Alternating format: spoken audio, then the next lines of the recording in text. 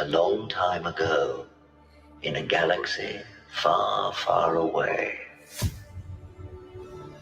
You've taken your first step into a larger world.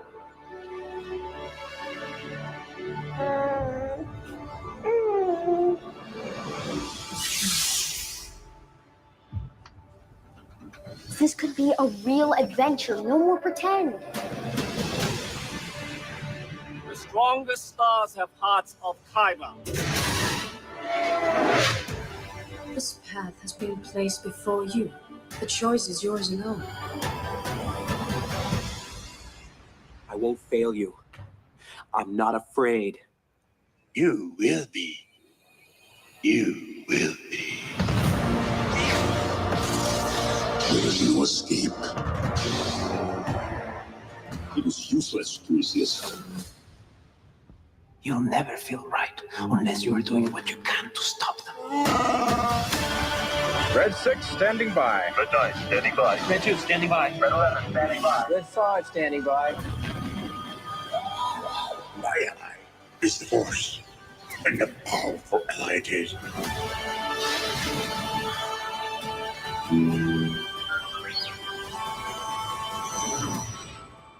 May the Force be with you.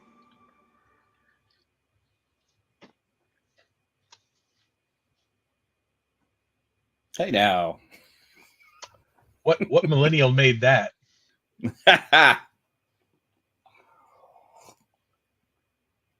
Oh, are you mute? Yeah, we Daniel? can't hear you. Uh-oh. I was muted because I didn't want the sound to go through. I wasn't wearing headphones.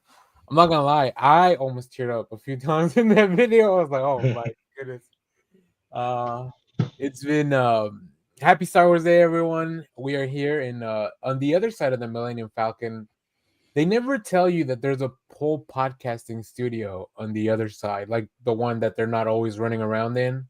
I mean, we just use one of the smuggler places. Yeah, we set up a they- podcast studio. And We got Han Solo to help us turn that into a studio. Very soundproof, and there's not a lot of sound in space anyway. So no, but you do have to be when Chewbacca's running around. Like it's really hard. We had to get some real good sound insulation. So the only problem is the bathroom situation.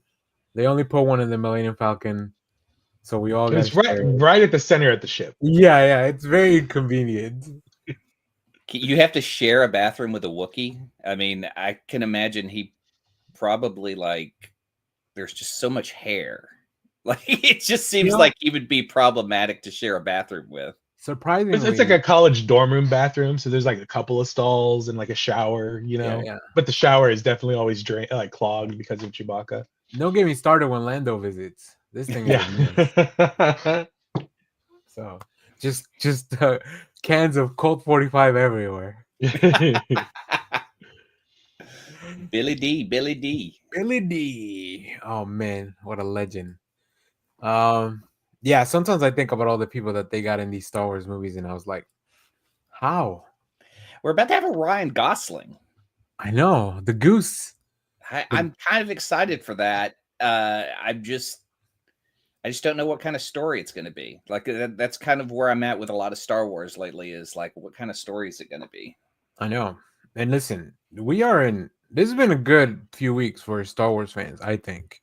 Yeah. I mean, a bunch of us probably got to go watch Revenge of the Sith at the theater, which was cool. My buddy Mike, he took his kids, and his kids were asking, why do we have to go to the theater? It's on Disney Plus. And so he was telling me that, and so I sent him the scene of the cheers in the audience when the portals open in Endgame. You got to be there for those moments where it's like a controlled cheer.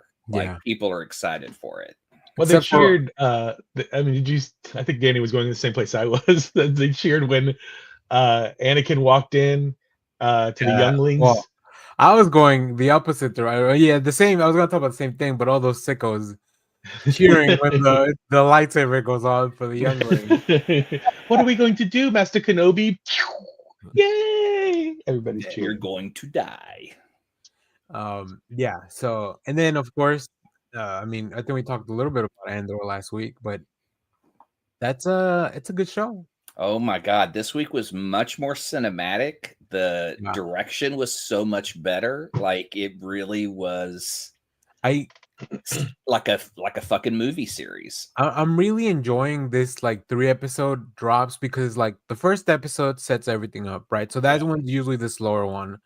Then you got all the building tension on the second one, and then you're gonna get a payoff for most of it on the third one, because that's just the way the arc is set up. So like and then we're jumping, and then the other thing is like the cool thing is like whatever happened, and maybe it'll have consequences in the future. Maybe we'll never even talk about it again, and then we'll just jump a year into the future, and then the whole other thing's gonna start, and we'll catch up with these characters one more time. So yeah, it's really, really, really cool. I'm loving the show. So yeah, the first time jump is fun to kind of figure out what's happened, what's right, the change. right. And then you start seeing people and like where they are now compared to where they were. Like I think Cyril, that the Imperial guy that's I guess kind of hanging out with Deidre, he's having a pretty interesting arc. So oh my God, those two are just the best. Like I love to see their performances. And there's even a scene this past 3 episodes where she says to him, "Oh, it's nice to see you happy." Because like those two never smile. Like she doesn't. Like there's no happiness in her life, but he has these moments. So and then as a viewer, you're like, oh man, like I like these characters, but they're also Imperial. So like, so, how good can they be? It's a great show. You need to catch up, Jeff. How's your Andor journey? I think you were watching season 1, right? I need to catch up still. I spent your whole time thinking about what I'd like to see Ryan Gosling do in Star Wars. Well, tell us. Tall Yoda. That's what I want him to be. Tall Yoda. Jar Jar's a strange brother.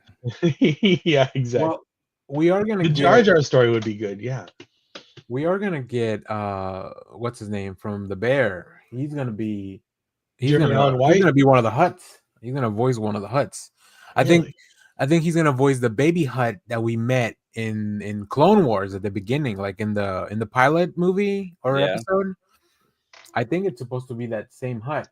So I'm sorry I'm looking over here. It's because I wanted to check. I think there's a Star Wars live channel today on Disney Plus. Yeah, there is. I don't know if that's always on or if that's just for today. I think it's just for today because I've never noticed it before. Yeah, I don't usually look at their live channels, but they have the Rise of Skywalker. Maybe I'm glad we're busy right now.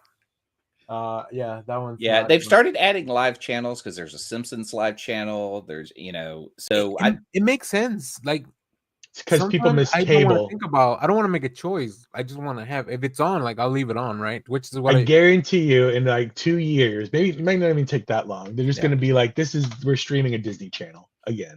Disney Plus is gonna be like, our streaming is getting so powerful, we have to actually send you a little box to your house. But it will be compatible with other streaming services. Yeah, you can put Netflix on there. It's basically Apple TV again. Yeah, it hooks right into your Apple TV. Right, they're just gonna give you a cable box. Yeah. And you can even, if you get your local channels on it as well. We're all gonna just get big screen Mickey Mouse TVs with ears that are speakers. Yeah. Also, that also read our minds. Yeah, of course. I mean, it's in the fine print. They put it on there. It's not our fault. It's not their fault. We didn't read it. I do think it's also really funny that this is our 3rd show in a row that landed on a Disney-owned holiday. A Disney-owned holiday? Do they own Christmas as well? Because the 2 shows ago it landed on Simpsons Day.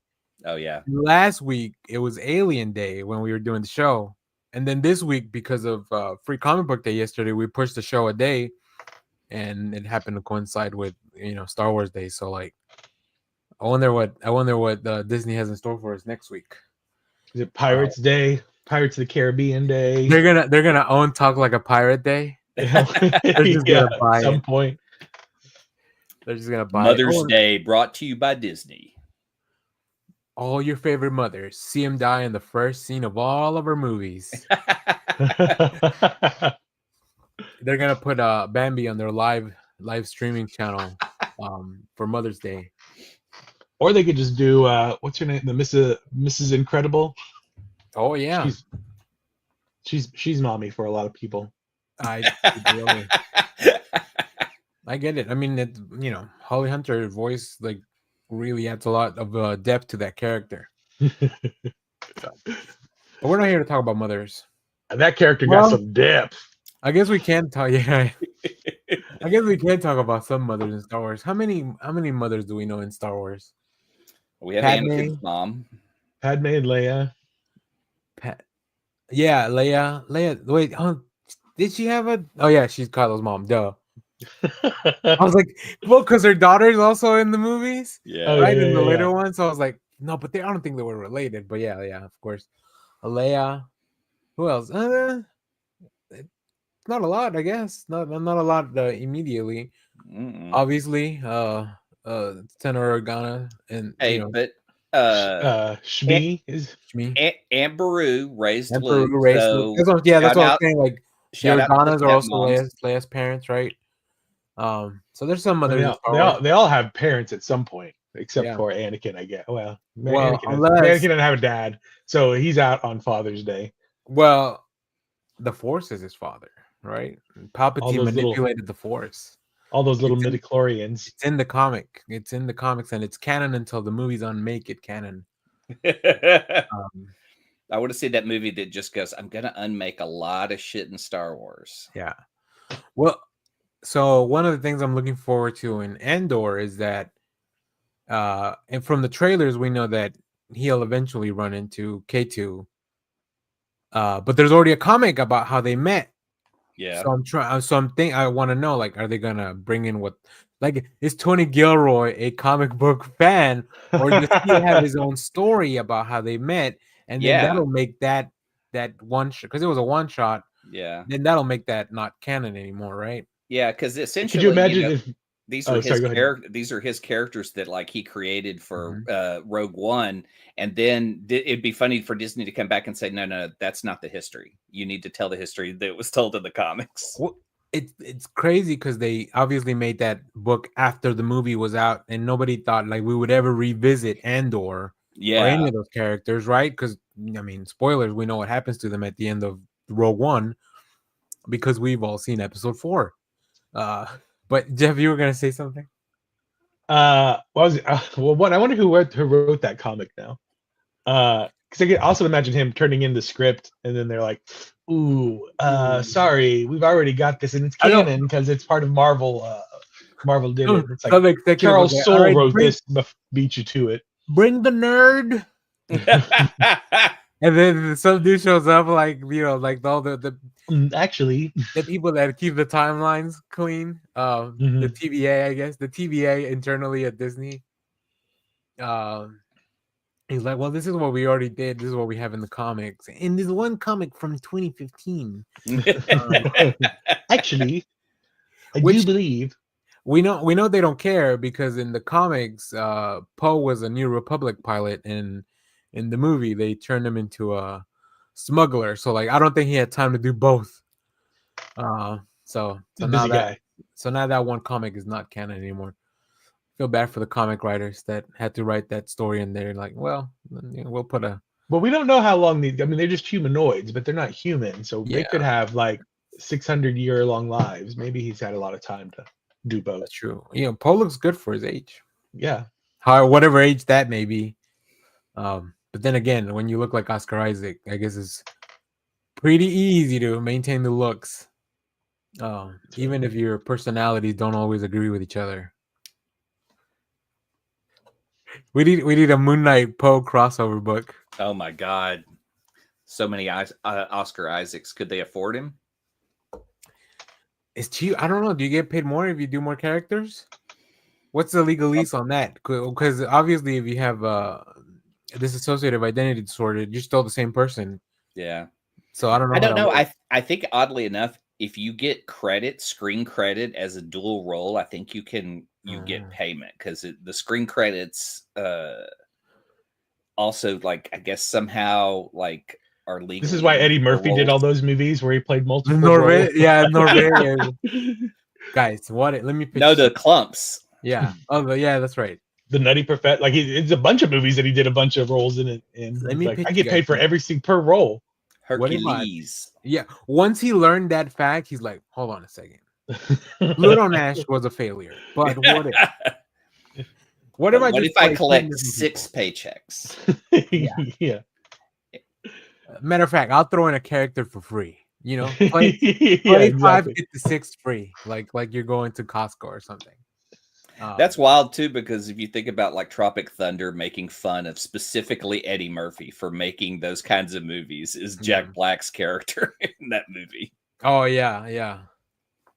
Oh man, that they were all just farting. Yeah, I hope all the kids that have loved Minecraft go seek out Tropic Thunder just for Jack Black's role in that. Just for Jack Black. Yeah, I need to find a big Minecraft fan, because I have at the convention last weekend at the Dallas Comic Show, I grabbed one of the big Minecraft posters, like the ones that are kind of double-sided that are really nice. Yeah. So hit me up, Minecraft fans. If you want that poster, we'll figure out how to get it over to you. All right, let's get back to Star Wars. I do have some questions that I want to ask you guys about Star Wars that are a little bit more specific. Yes. So let's talk about droids, because droids have sentience in this universe, and they also should have rights. I love that kind of edgy story. I wish they would address that. They've never really leaned into it. Although I haven't read the droids story that Charles Soule did recently. Yeah, that one's supposed to help explain it. Yeah, maybe that'll do it. That's something I might get into. But do you have a favorite droid character in Star Wars and any of this stuff? I like K2SO. He's a pretty solid one. Like he's I think if my favorite wasn't my favorite, K2 would be my favorite. Who's my favorite droid? I think I'm old school. I think I like 3PO. Like that he's just kind of like annoying the whole time. Yeah. Basically. Like they never falter on his persona. And it's great because his original character was supposed to be kind of like a car salesman type Jersey accent, was supposed to be C-3PO's original casting. Oh, really? I did not know that. But Anthony Daniels brought the voice, and it was just like rework the character for this.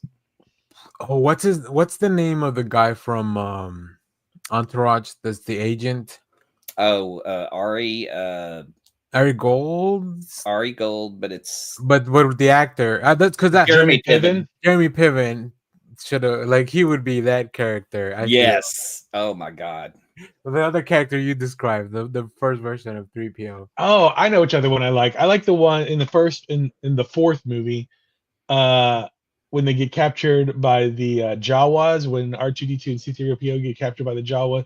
Yeah. Is it there? No, maybe it's when they get to Jabba's palace, and there's that one robot that's getting tortured, that's upside down, and it's got his feet up in the air, and he's like, no.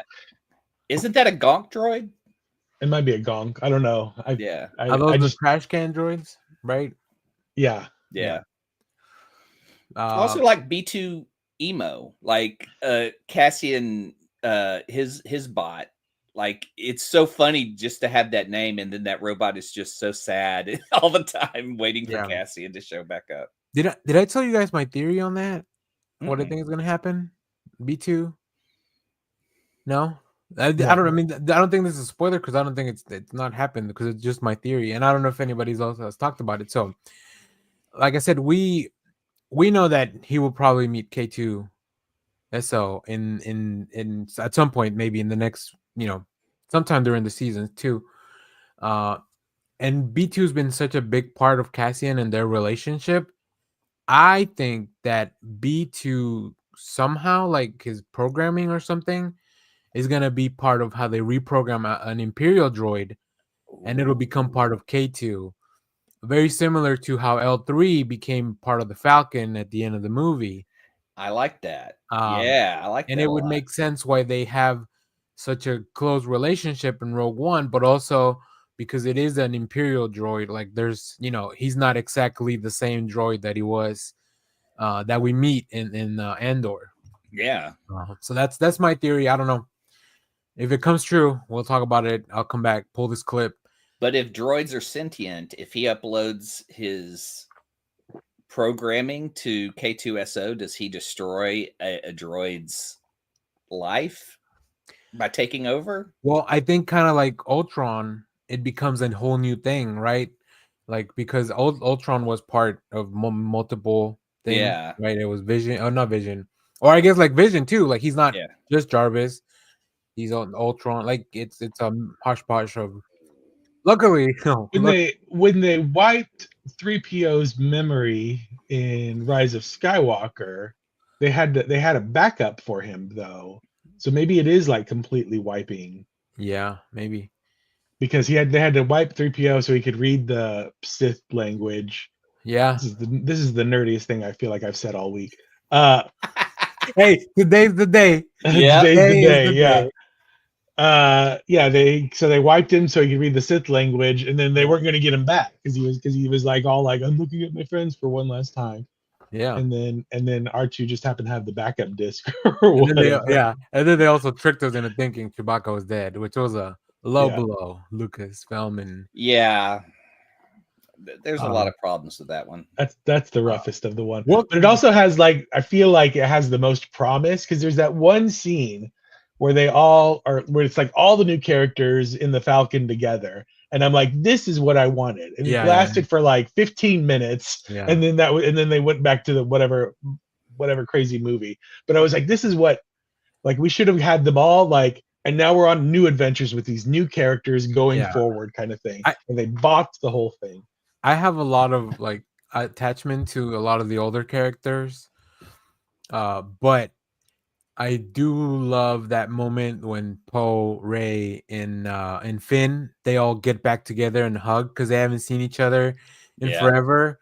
And I'm like, damn, like they're back. Like, and we've only known them for like, at that point, we had only known them for maybe like, I don't know, 6 years, whatever.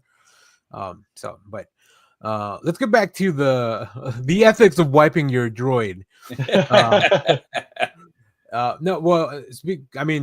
So my favorite droid, and I don't know if this is fully a droid. I've never known, like, General Grievous is my favorite droid and one of my favorite characters overall in Star Wars. So it was really fun watching him again. But isn't he a person? That's what I don't know, right? Because he's got organic parts in him, but that's all that's left of him. He is a droid. I consider him a droid. Is that not cyborg though? I don't think that they would put a droid in command though. I don't know.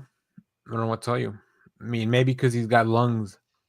Well, that droid can cuff, so like maybe he can also lead an army. So would that make RoboCop a droid? That would make Darth Vader a droid. Like it's just more pieces are missing. It would be. It would make Darth Vader a droid. When I play him on Star Wars Unlimited, he's got the droid subtitle, so I don't know what to tell you. I don't know what to tell you. Well, let me talk to them. But yeah, what else? L3 I thought was a cool one as far as like newer.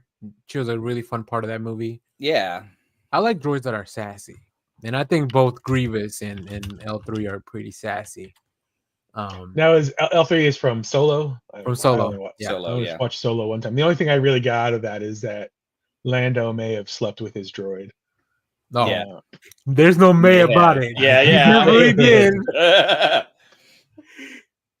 So. The one thing we learned about that movie is that Lando hit anything that moved. Yes. Which I feel like we already knew, but wasn't fully confirmed. Yeah, and I felt like that was the better setup for a Lando film. Like I really felt like that was what we were leading to. Wait, so Lando's film would have been a rom-com between him and his droid? Yes. Yeah. That's it. When he droid shops, he looks for something a little different than everyone else. Yeah. When Lando met L3. And it's just like a scene for scene remake of When Harry Met Sally. But that's what I was just gonna go there. Like I want to see the scene with the sandwich, but instead Lando is the Meg Ryan part. I was gonna do how to lose. He's like humans can fake it, How to We've Lose Your been Droid in 10 Days. Yeah. Failure to Launch is a really good title for a. I mean, I know it's already a rom-com, but let's, nobody cares Fail- about that other failure to launch. Failure to reboot. There you go. There it is. Like Lucasfilm, Disney, Kathleen Kennedy. I know you're not producing everything anymore, but throw our name in the hat. We'll write you a Star Wars movie. So are we going to get that human droid relationship in any Star Wars now that they've hinted at it? Because I feel like it's just going to be on the fringe. The fringe Star Wars ideas are the stuff You can only love. tell that story in the Outer Rim. Yeah. You know? We're never going to get that story. I feel like we're never going to get a Star Wars comedy. Which is, it's there. It's so there. Cool. Yeah. Binks and Tag was like the comedy that can happen in Star Wars. They just need to have the right people doing a Star Wars comedy. I want a workplace comedy of the people that are working on the, like, in the Empire, in the little office. The office. It's like they work like in a little outpost and nobody ever like cares about that. Nobody even tells them that the war is over. They just kind of keep working. And then you can have a Zoom with Vader or something, like you see Darth Vader in the background on like one of the Zoom calls, like you just see Darth Vader walking in the background. And it's just like they all keep getting like, and for your bonuses, you get these cup holders and stuff like that. But it's all just Empire branded, like, or like they're peeking like T-shirts. You go back and these people for some reason were also on the call when Vader was choking who was it, Mahdi? Yeah. But they're just like watching from their outpost, and like they're just watching this happen, and they're like they're on mute, make sure that they can't be heard screaming about it. They all have like these cheaply made T-shirts that say "I'm a Death Star." I want to see Darth Vader on a Zoom call just choking people who can't control their mic volumes. Like it's either mute or unmute, and then he's just like, "Am I on? Can you guys hear me? Am I on?" Oh, all right. Have you guys ever seen Chad Vader, the old web Yes. Chad Vader? I don't think so.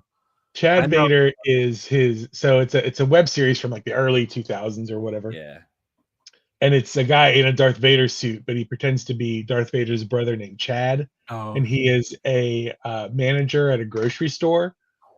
And so he keeps trying to ask this one woman out, and like she's like, I'm not really that interested, Chad. He has like a rivalry with a second assistant man. It's like The Office, but it takes place in a grocery store, and one of them is Darth Vader's brother, Chad. Chad Vader. And he has like a little bit of the Force with him, but it's not like he just uses it to throw like fruits and stuff at people, or like make people slip on banana peels and stuff. Yeah. But he starts to like work night shifts and whatnot. Have y'all seen Troops? Troops is like the cops parody in Star Wars, but with stormtroopers. Oh, and that's pretty funny. So that's worth checking out. See, is that from the Ben Stiller show? I think Ben Stiller did a thing like that. I thought it was a fan film. Maybe Ben Stiller did the thing. They did something like maybe Ben Stiller Robot was Chickens probably does something Romans too. or something. Yeah, it's like a 10-minute online parody from '97. Oh wow! When you go decades without having new Star Wars, like people just want to make stuff, right? Yeah. Because what was it, like 16 years between Return of the Jedi and Phantom Menace? Yeah. And then 17? It was probably something like that. And then maybe like another 15 between Revenge of the Sith and Force Awakens. So yeah, people don't know how good they have it now. They'll keep complaining about all the Star Wars content. All right, next question here. Do you have a? Well, I guess I'm not. I know you have one. Who's your favorite Force user? As far as like, it could be light side, dark side, no side, whatever.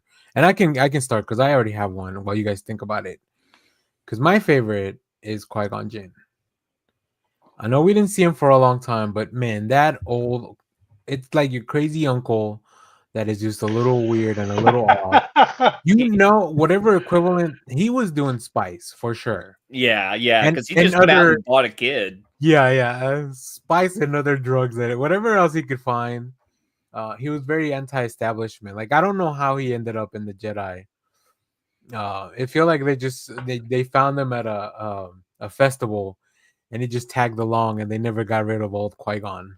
But I love the character. Even like I said, even though we don't see him a lot in the movies, really, because he's only there for like 2/3 of the first one in Phantom Menace, which is one of the reasons I like going back to watch Phantom Menace, because I like Qui-Gon a lot. So anytime he shows up in like flashbacks for Clone Wars and stuff like that, like it's been a lot of fun. And those Tales of the Jedi little short episodes, Yeah, those were a lot of fun. So I would say Qui-Gon's my favorite as far as like he had that little brief cameo in Kenobi too. He did. Didn't he? Yeah. And then also he's the one that discovered how to become a Force ghost. That was all kind of retconned into that. He didn't fully get there, but he's the one that he taught Obi-Wan how to do it properly. I don't know when Anakin learned. That's not clear in the movies. Maybe he had some time in between all his Sith training, but I guess maybe. So, but what about you guys? Who's your favorite Force user? What do you got, Jeff? Young me would say Luke Skywalker, only because I like Luke Skywalker showing up in Return of the Jedi in that straight black suit. I thought was the coolest thing ever of all time. Adult me is probably Ben Kenobi, because just for the longevity, both the actors, Guinness and McGregor, like they play like he's such a charming character, But yeah, Ben Kenobi. But that Luke, from little kid me, loves that Luke Skywalker black suit look. I thought you were gonna say current me, old Luke Skywalker. I get it. I understand. I too just want to be left alone on an island and drink blue milk. Zooming into work, heat of an animal. Just zooming into work. I don't even have to go to the fight. I'm just gonna That's do right. it from my house. Right, just zoom into the fight. Work from home. I love Obi-Wan, and it's so much fun to see. Like he has such a tragic story too, like in the Clone Wars. I'm surprised he didn't turn to the dark side.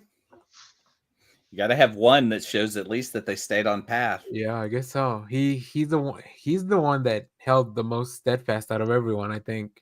Yeah. Give me Yoda. Yoda? Yeah, because as a kid, like watching Empire Strikes Back and seeing this little puppet move an X-Wing and just put Luke in awe of his power. Like I kind of love every part of that. Like there's just so much about the magic of a practical effect of a puppet that is all powerful, and just how much Mark Hamill made you believe that puppet was real. And you guys got like the range old hermit Yoda first, right?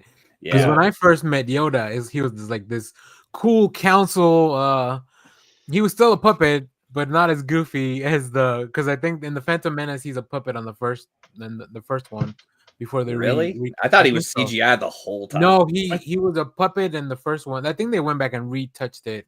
Or changed it to CGI. I don't know. I haven't seen the Phantom Menace in a while. But I mean, and then you watch Empire, and you're like, how is this the same character from the prequels? Listen, when you've been talking to snakes for 18 years, but now it makes sense if he was communing with Qui-Gon, they were probably getting into it. Like. Who knows what kind of fumes are in Dagobah? Or what kind of fumes are coming off that Force ghost that he's like, you want? Yeah, right. Listen, I can create some spice right now. They were hotboxing in that cave where Luke was watching the hallucinations. All right, now are any of these characters your favorite overall characters? Or do you have a different character that's just your favorite overall? Wedge. Get out Porkins. Porkins. I should have asked for an underrated character. Oh shit. So my favorite character overall is Cassian Andor, and I know we don't get a lot of him, and he's not. We have two series, 2 seasons now. But the fact that there was a Mexican in space, like in Star Wars, yeah. I was like, all right, we did it, baby. We made it. Because look, I love Poe, but he's not, he's not Doesn't count. Mexican. He didn't count. He's not Mexican. I was happy. What about Mando? Mando's cool. Well, no, Pedro Pascal's from Chile. Chile, yeah. Yeah, so I'm happy all the Latin boys are getting in there, but I need, when I saw Cassian, I was like, and Diego Luna is such a good actor too. My God, he has to do so much heavy lifting on the show. Go watch Y Tu Mamá También after you watch Rogue One or Andor. Way different. Yeah. So Cassian's my overall favorite, but Grievous is up there. Obviously, I'm a big Vader boy, like just so cool. And I've really learned to kind of, I don't know, Anakin's really rose up in the ranks after Clone Wars, and then him coming back, and then just seeing Hayden Christensen kind of like re-embrace the role and like get his kind of redemption or welcoming back into the fandom. I don't know, like it's really fun to see him do like all the stuff at Celebration when they do the panels, and then he was at the Chinese theater for the Revenge of the Sith premiere with Sam Jackson, and just watching them like talk, because they were talking. Sam Jackson's like they don't see each other a lot, but obviously worked together for such a long time while making those movies. And I love that Sam Jackson's still like, I don't know, somehow they always get him his purple saber. So that's super cool. Mace Windu's also a cool character. I wish we got a little bit more of him in anything. If there's anybody that could come back to life, because he was just thrown. I feel like I heard somebody has. Yeah. Is there not a Marvel comic or something? I feel like I read something somewhere. They were like, "Oh, I've got a story that's how he survives, and it's ready to go." Mean, he just gets thrown out a window, like and he lost an arm, but it's just one arm. He still has the other one.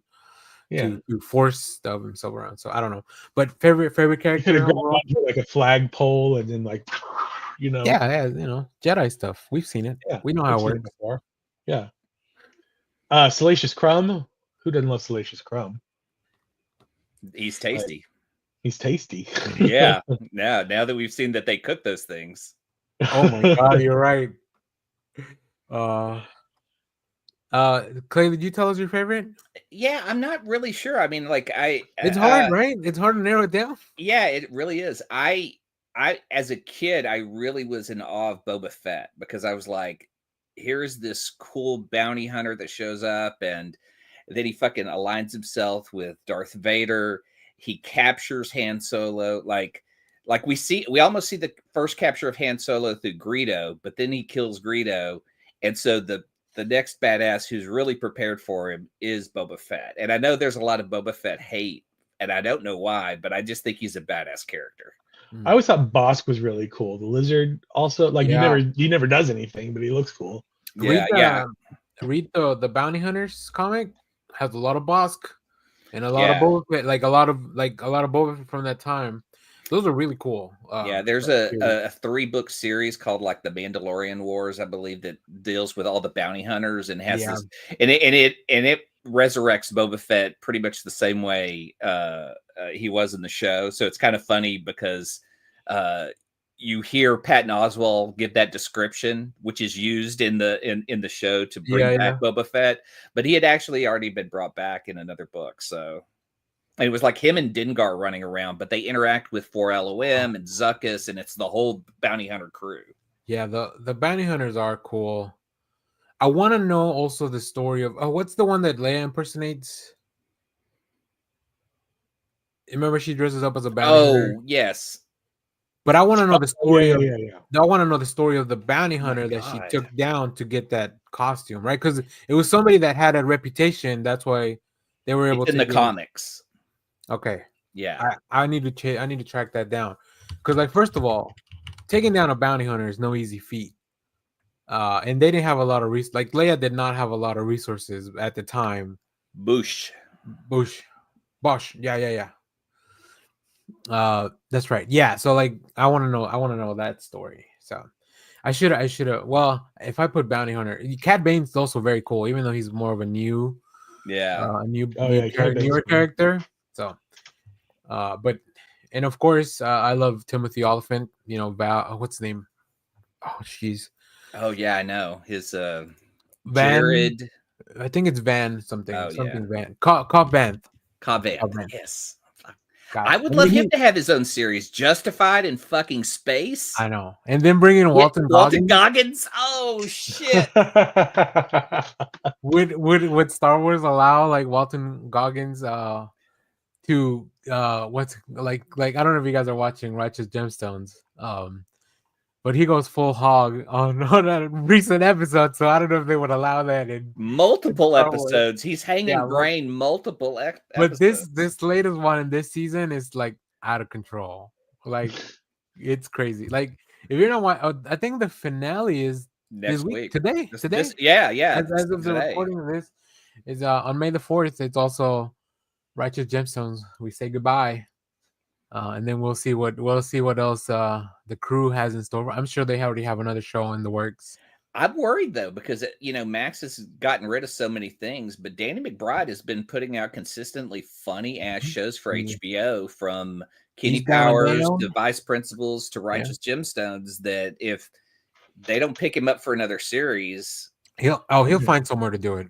He'll get picked up by Netflix or Apple. I'm not worried about not seeing another Danny McBride. I was afraid that they were going to cancel the Righteous Gemstones after the backlash from the Halloween movies. Luckily, that kind of fell on the director more. Although he got The Exorcist, so I don't know if anybody came out unscathed after that. Yeah, I know. It was just that they made that movie should have been 2 movies, and they stretched it into 3, and it was unnecessary. Yeah. I enjoyed the first one, but man, the next 2 pass. All right. Last question. I didn't write it down, and I can go first since I already have my answer. Do you guys remember your first Star Wars experience? Like when you first were like, this is your introduction to Star Wars. Yes. Do you want to let us know, Clay? I remember just being as a kid, and this was a long time ago in a galaxy far, far away, right? This was a very long time ago because I saw this. I remember twice seeing Star Wars as a kid. Once at the original movie. The original movie at the drive-in.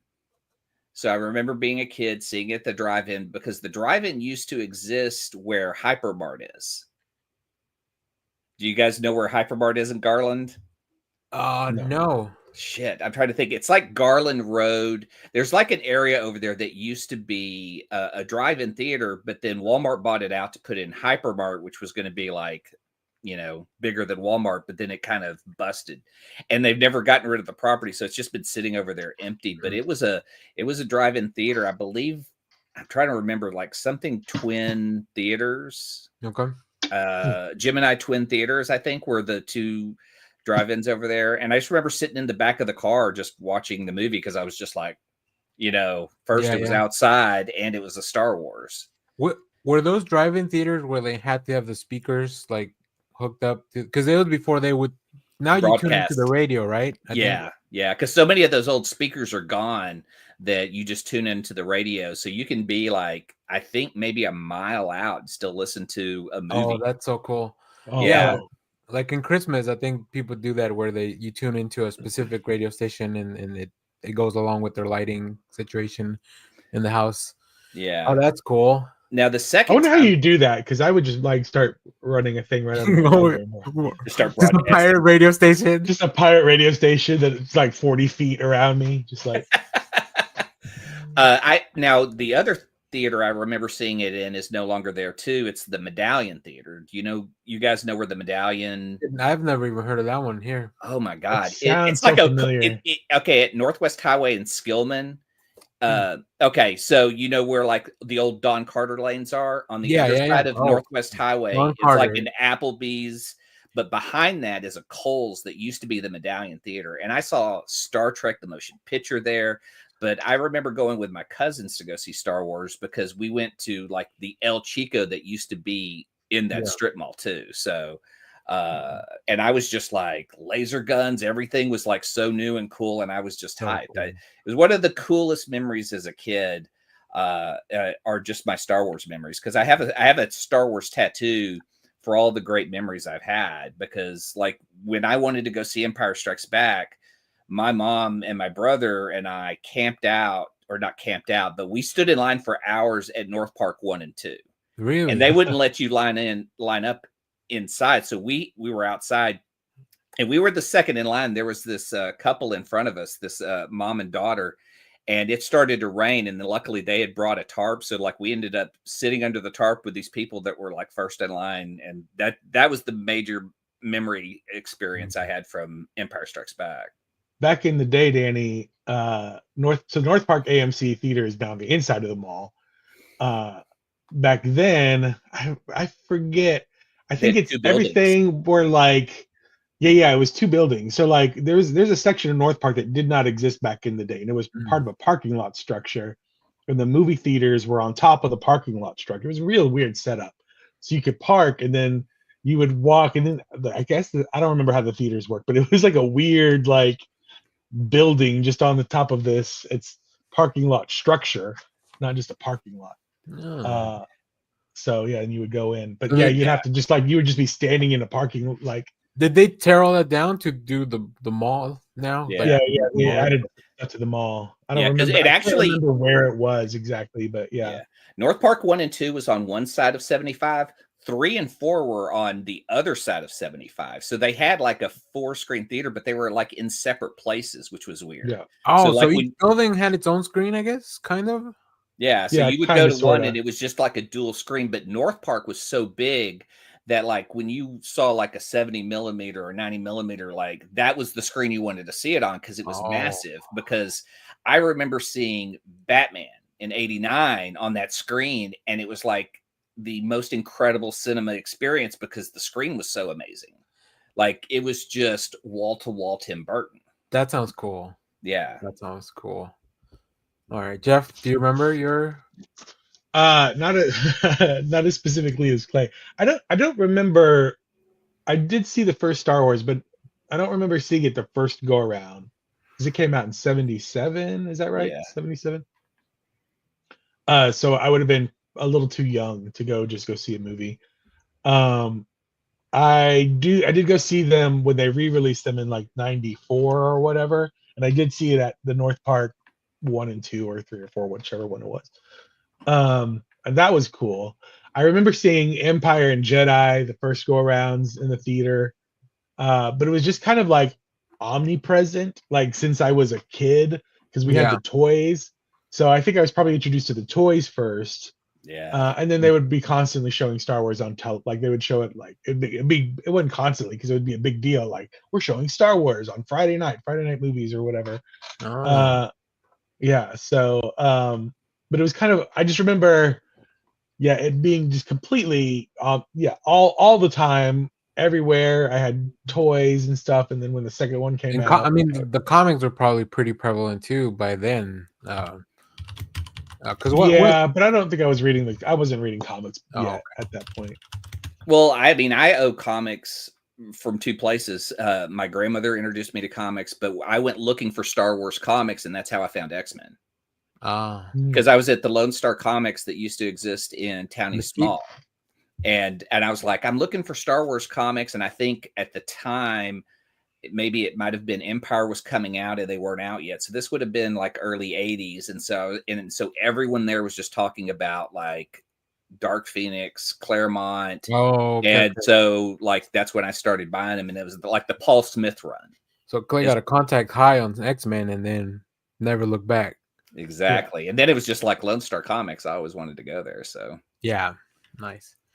Well, mine, I do remember. So mine was the Phantom Menace. But what we would do when my dad would take us to the movies, we would go to the Cinemark on Webb Chapel by 635. Very close. I mean, that one's still there and very close to where Titan Comics is now. It wasn't there at the time. It was on another different location. But we would go to the theater because we didn't like you couldn't just figure out times without like, I don't know, checking out the newspaper or whatever. So we go to the theater, check out what time it was. If there was enough time, we would go across the street to the Cece's Pizza to eat and then come back. So we kind of make a whole thing like and if there wasn't enough time, we'd just go in and play some arcades or whatever, and then watch the movie. So yeah, I remember Phantom Menace. I remember we went to watch the Pokemon 2000 movie. So yeah, that Cinemark was like where I would go all the time until we moved. The ones we moved to Irving, then we would go to the AMC at Irving more because we could walk. By then I was older, so we could walk to the theater, or like they would just drop us off at the mall. So that's another point. Because back now you buy all the movie theater tickets online. You select your seat. So back then there was no seat selection. Right. Or it was just beginning maybe during Phantom Menace, but like you would just show up and first come first serve kind of thing. I saw Phantom Menace in Taos, New Mexico, because it came out while I was at summer school out there. Okay. And so Taos is back then still is a tiny little town, but it has one movie theater, independently owned theater. Nice. And I was so excited to see it. Like young me was like, oh, I'm not gonna get to see it on like a big IMAX screen or whatever. Yeah, but it was such a weird experience, like a magical experience almost, to be like in a completely different area than what I'm used to being. I still got to see it opening night because there's only like 12 people that live in Taos. So there was a line, but the line was like 10 people deep. So I still got into the theater. And you see this movie, it's brings back all the memories, whatever. And then I walk out and I'm like in the mountains, like I was just like, it's one of the weird, like, for an old Gen Xer for a Gen Xer that should have hated the Phantom Menace because it's not the original, it was so different from the original Star Wars. Like I came out, and I was just like, I kind of loved it because I'm in this magical, enchanted land, the land of enchantment, New Mexico. That's right. Watching the Star Wars movie. It was pretty fun back then. It was like a small theater. I would love it if I could still find a little small neighborhood theater somewhere. Oh God, that is my dream, to open up like a 2-screen theater and be able to run movies and just screen whatever I want to screen. Is the Inwood still open? Yeah, that's the smallest theater I can think of in the air, like around here. Oh wow, yeah, probably. Right, Inwood, and then what's the? I think Texas Theater is still a little bit bigger. Texas Theater's still a little bit bigger than that one. Yeah, I think they're upstairs stuff, but I think the Inwood has like that small upstairs theater still that's like maybe 30 seats. Yeah. Because that's where I saw Clerks, and it's like the tiniest of. Is that the one that has all the beanbag? Which one that had all the beanbag chairs? Yeah. This is the beanbags in their big theater. But I know they're with theater. Now you can bring your own chair. I love the Inwood Theater. That's where Shelby and I went on one of our first dates to go see The God. Room. No, what's the kid with all the feelings? Me? Shit. No, what's the Disney or the Pixar movie with joy and anger? Inside Out. Inside Out. Yeah. That was one of our first date movies at the Inwood. That's a pretty good date movie, because then you have a lot to talk about, and then you can also get into like compatibility issues to see like how you react to the movie. So yeah, we saw that and Trainwreck. So it was like Bill Hader was in both movies. So what a double feature, I guess. Yeah. Oh, Trainwreck. For some reason, I was thinking Train Spotting, and I was like, well, that's not really a date movie. God. What a sad date. I'll tell you, the worst date movie I ever took someone on was Awakenings. Have you ever seen Awakenings? That sounds like not in a long time, but that sounds like a terrible date movie. It is a movie where Robin Williams plays a doctor who oversees comatose patients, and he tries something on one of the patients. It's Robert De Niro, who starts to come back and then starts to fade back into the coma. So it's just depressing the whole time. And I remember taking a date and just going, we're just not getting out of the sadness of this one. The worst one, I think, was we watched The Spirit. And then we had some friends that were also at the theater, but they didn't want to watch The Spirit. So then we met them halfway through. So it was The Spirit and then half of The Love Guru. Wow. So I think I got to beat. I don't think I've ever seen either one all the way through. I don't think I ever went back to watch The Love Guru. The Spirit, it looked cool. It didn't work. It didn't work. I was out in the first 5 minutes. That's how quickly that film. No, just I rarely. I've only walked out of one movie like that. I was like, I'm not finishing this. I don't care what happens at the end, and that's Tom Cruise's Valkyrie. Because you kind of knew how it was gonna go. Yeah. Yeah. I was like, well, obviously your plan's not gonna work, so I'm just leaving. I'll see if I can pull my leg up here for my Star Wars tattoo. I thought you were gonna show a Tom Cruise tattoo or something, and I was like, all right. Yes, I have my Scientology Top Gun. Save the foot content for the Patreon, please. All right. Any other Star Wars stuff? I did not think we were gonna get an hour out of this, but I'm glad. I mean, I could talk about like just camping out for episodes 1, 2, and 3 because, like, back in when episode 1 was being released, they were we camped out behind the Sam's that's over on Northwest Highway for that theater that's right there by 635. Oh yeah. This show's only for Dallas locals. I'm sorry. And so only. So the coolest thing about episode 1 was like meeting these other people online who all wanted to camp out for Star Wars. And so I hung out with a bunch of people that I'm still friends with to today, you know, that met in Dallas that just saw a place online that said, hey, we're going to meet up at this theater and camp out for tickets. And we're going to, we raised money for a charity. We did a lot of stuff, and we did it for episodes 1, 2, and 3. Nice. And you were raising money for Zack Snyder back then, even like. Well, at the time I was a stepdad, so I had my stepson Spencer go and camp out with me for episode 1, and to him that was like one of his great memories as a kid because he got to hang out and just kind of learn about Star Wars with all my friends that were, you know, we were all kind of, and then there were so many like smart people who ran Power out there. So we were watching all the movies. We had Power. We were playing Terrace Kasi on PlayStation 2 out there. And it was just this great big Star Wars kind of event, and everyone was just really enjoying it. Just a bunch of dudes in robes outside hanging out. Pretty much. Sounds like a cult. I think that's what Jared Leto does too on an island. It's just us in the polyphonic spree hanging out in the movie theater. Yeah, but when you're camping on like ground like that, I just remember at one point Spencer and I'd gotten out there right away. We set up our tent. We stayed up all night just hanging out, and then we were crashing for the night. And I wake up and Spencer's like in the tent sitting on something. The sprinklers had come on, and we were camped on top of a sprinkler, and the tent was filling up with water. And I was sleeping in water, and he didn't wake me up, and he was just looking as the water was filling up in the tent. I was just like, dude, what? So we ended up having to throw everything in my truck and go home. See what happens. Let's see if he wakes up. Yeah, it was kind of like that. So I was just like, is there a movie you would camp out for today? That Superman movie looks pretty good. Superman movie looks pretty good. I'm really hyped for Doomsday. But yeah, I don't know if I could camp out again. My body is too like I don't know if I could. Episode if it were still that. So episode 2, we camped out at the Legacy Theater, which is like in Plano. So it was like a far drive from Mesquite for me. And so that last day was like, well, we're just going to endure the line. So I'm just going to pretty much be there all day. But I didn't realize like how much in the sun I was. So episode 2, I was sick the whole time because I'd stayed in line, but I'd been outside. So I got like really sick from the sun. Sickness.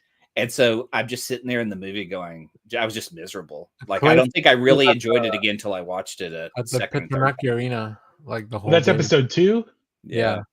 That's a tough one to be sick through because there's a lot of slow moments in that movie. That's a movie that feels like the 4-hour Star Wars movie.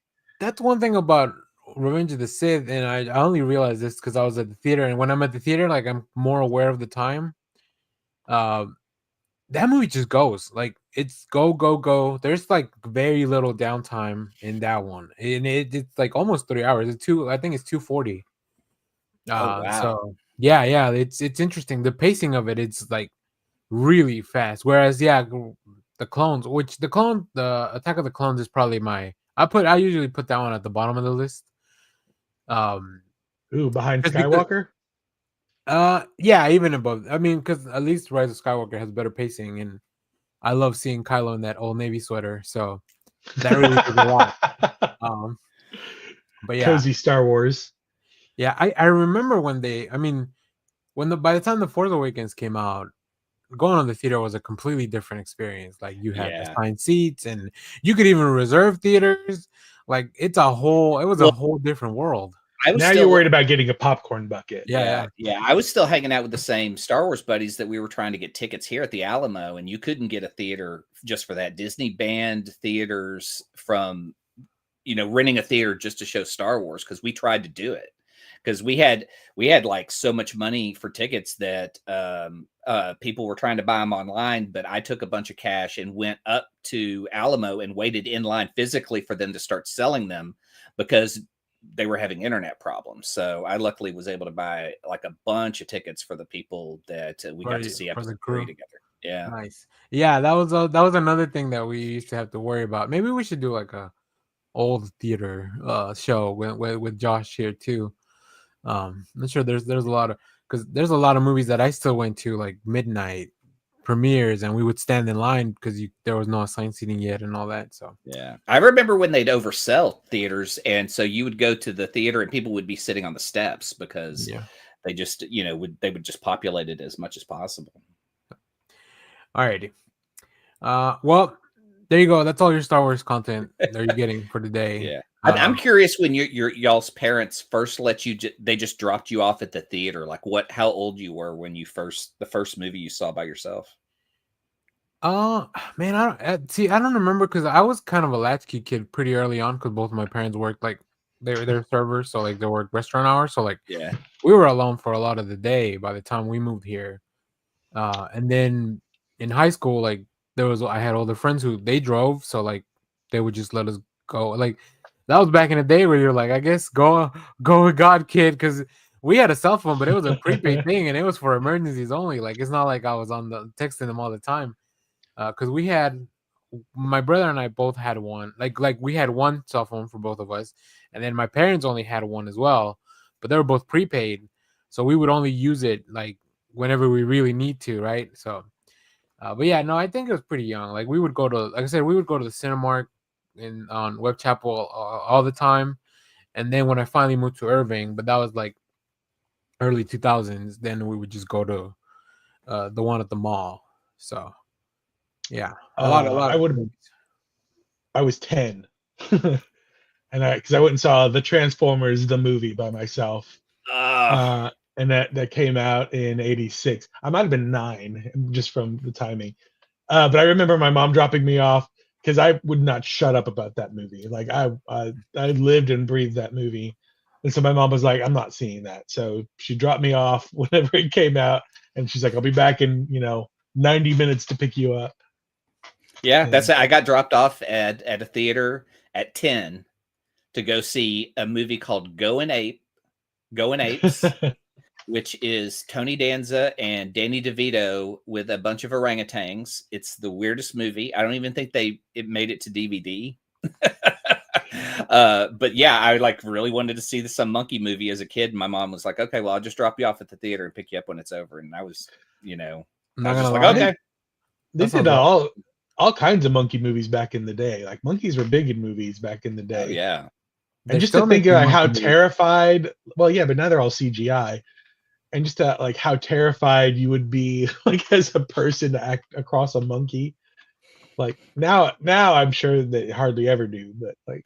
Well, they're actually doing one on the Righteous Gemstones. BJ has an assistant monkey called Dr. Watson. But it's like one of those capuchin helper, like so like those are trained professionals, Clay. If Ross could have one. Those teeth look like they could tear you open still. I wonder if they're all like related to the Friends one. I feel like that was the first mainstream capuchin that made it onto the screen. So even monkeys have nepotism? That's right. Nepo chimps. Nepo chimps. All right. Let's move on to the rest of the show. We got some stuff to talk about. Big week for comics. Let me start here because I watched a lot of stuff this week. After our show last weekend, or maybe it was Sunday, I went to watch The Accountant 2 Yes. Oh my goodness, guys, this is if you like the first one, you're gonna really enjoy this one. But the thing that this one does, it just gives you a lot more Affleck and Barenthal together. So they have a really fun, sibling dynamic.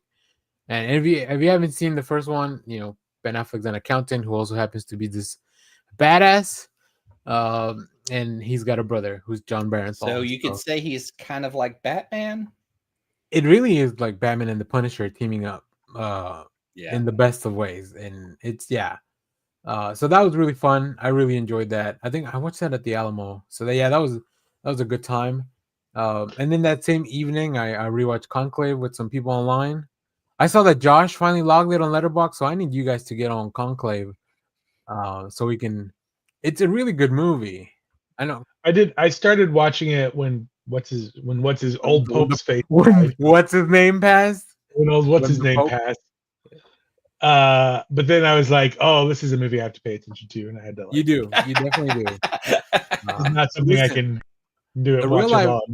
The real life Conclave starts this week, so if you want to be prepared to know what's going on inside those walls in the Sistine Chapel, is it like an American Ninja Warrior for the Pope? Well, you just have to find out. There's a lot more vaping in it than you would expect. I'll tell you that. You don't get paid as the Pope. They just like provide everything for you. Is that how the Pope works? I don't think the Pope has a salary. I don't know.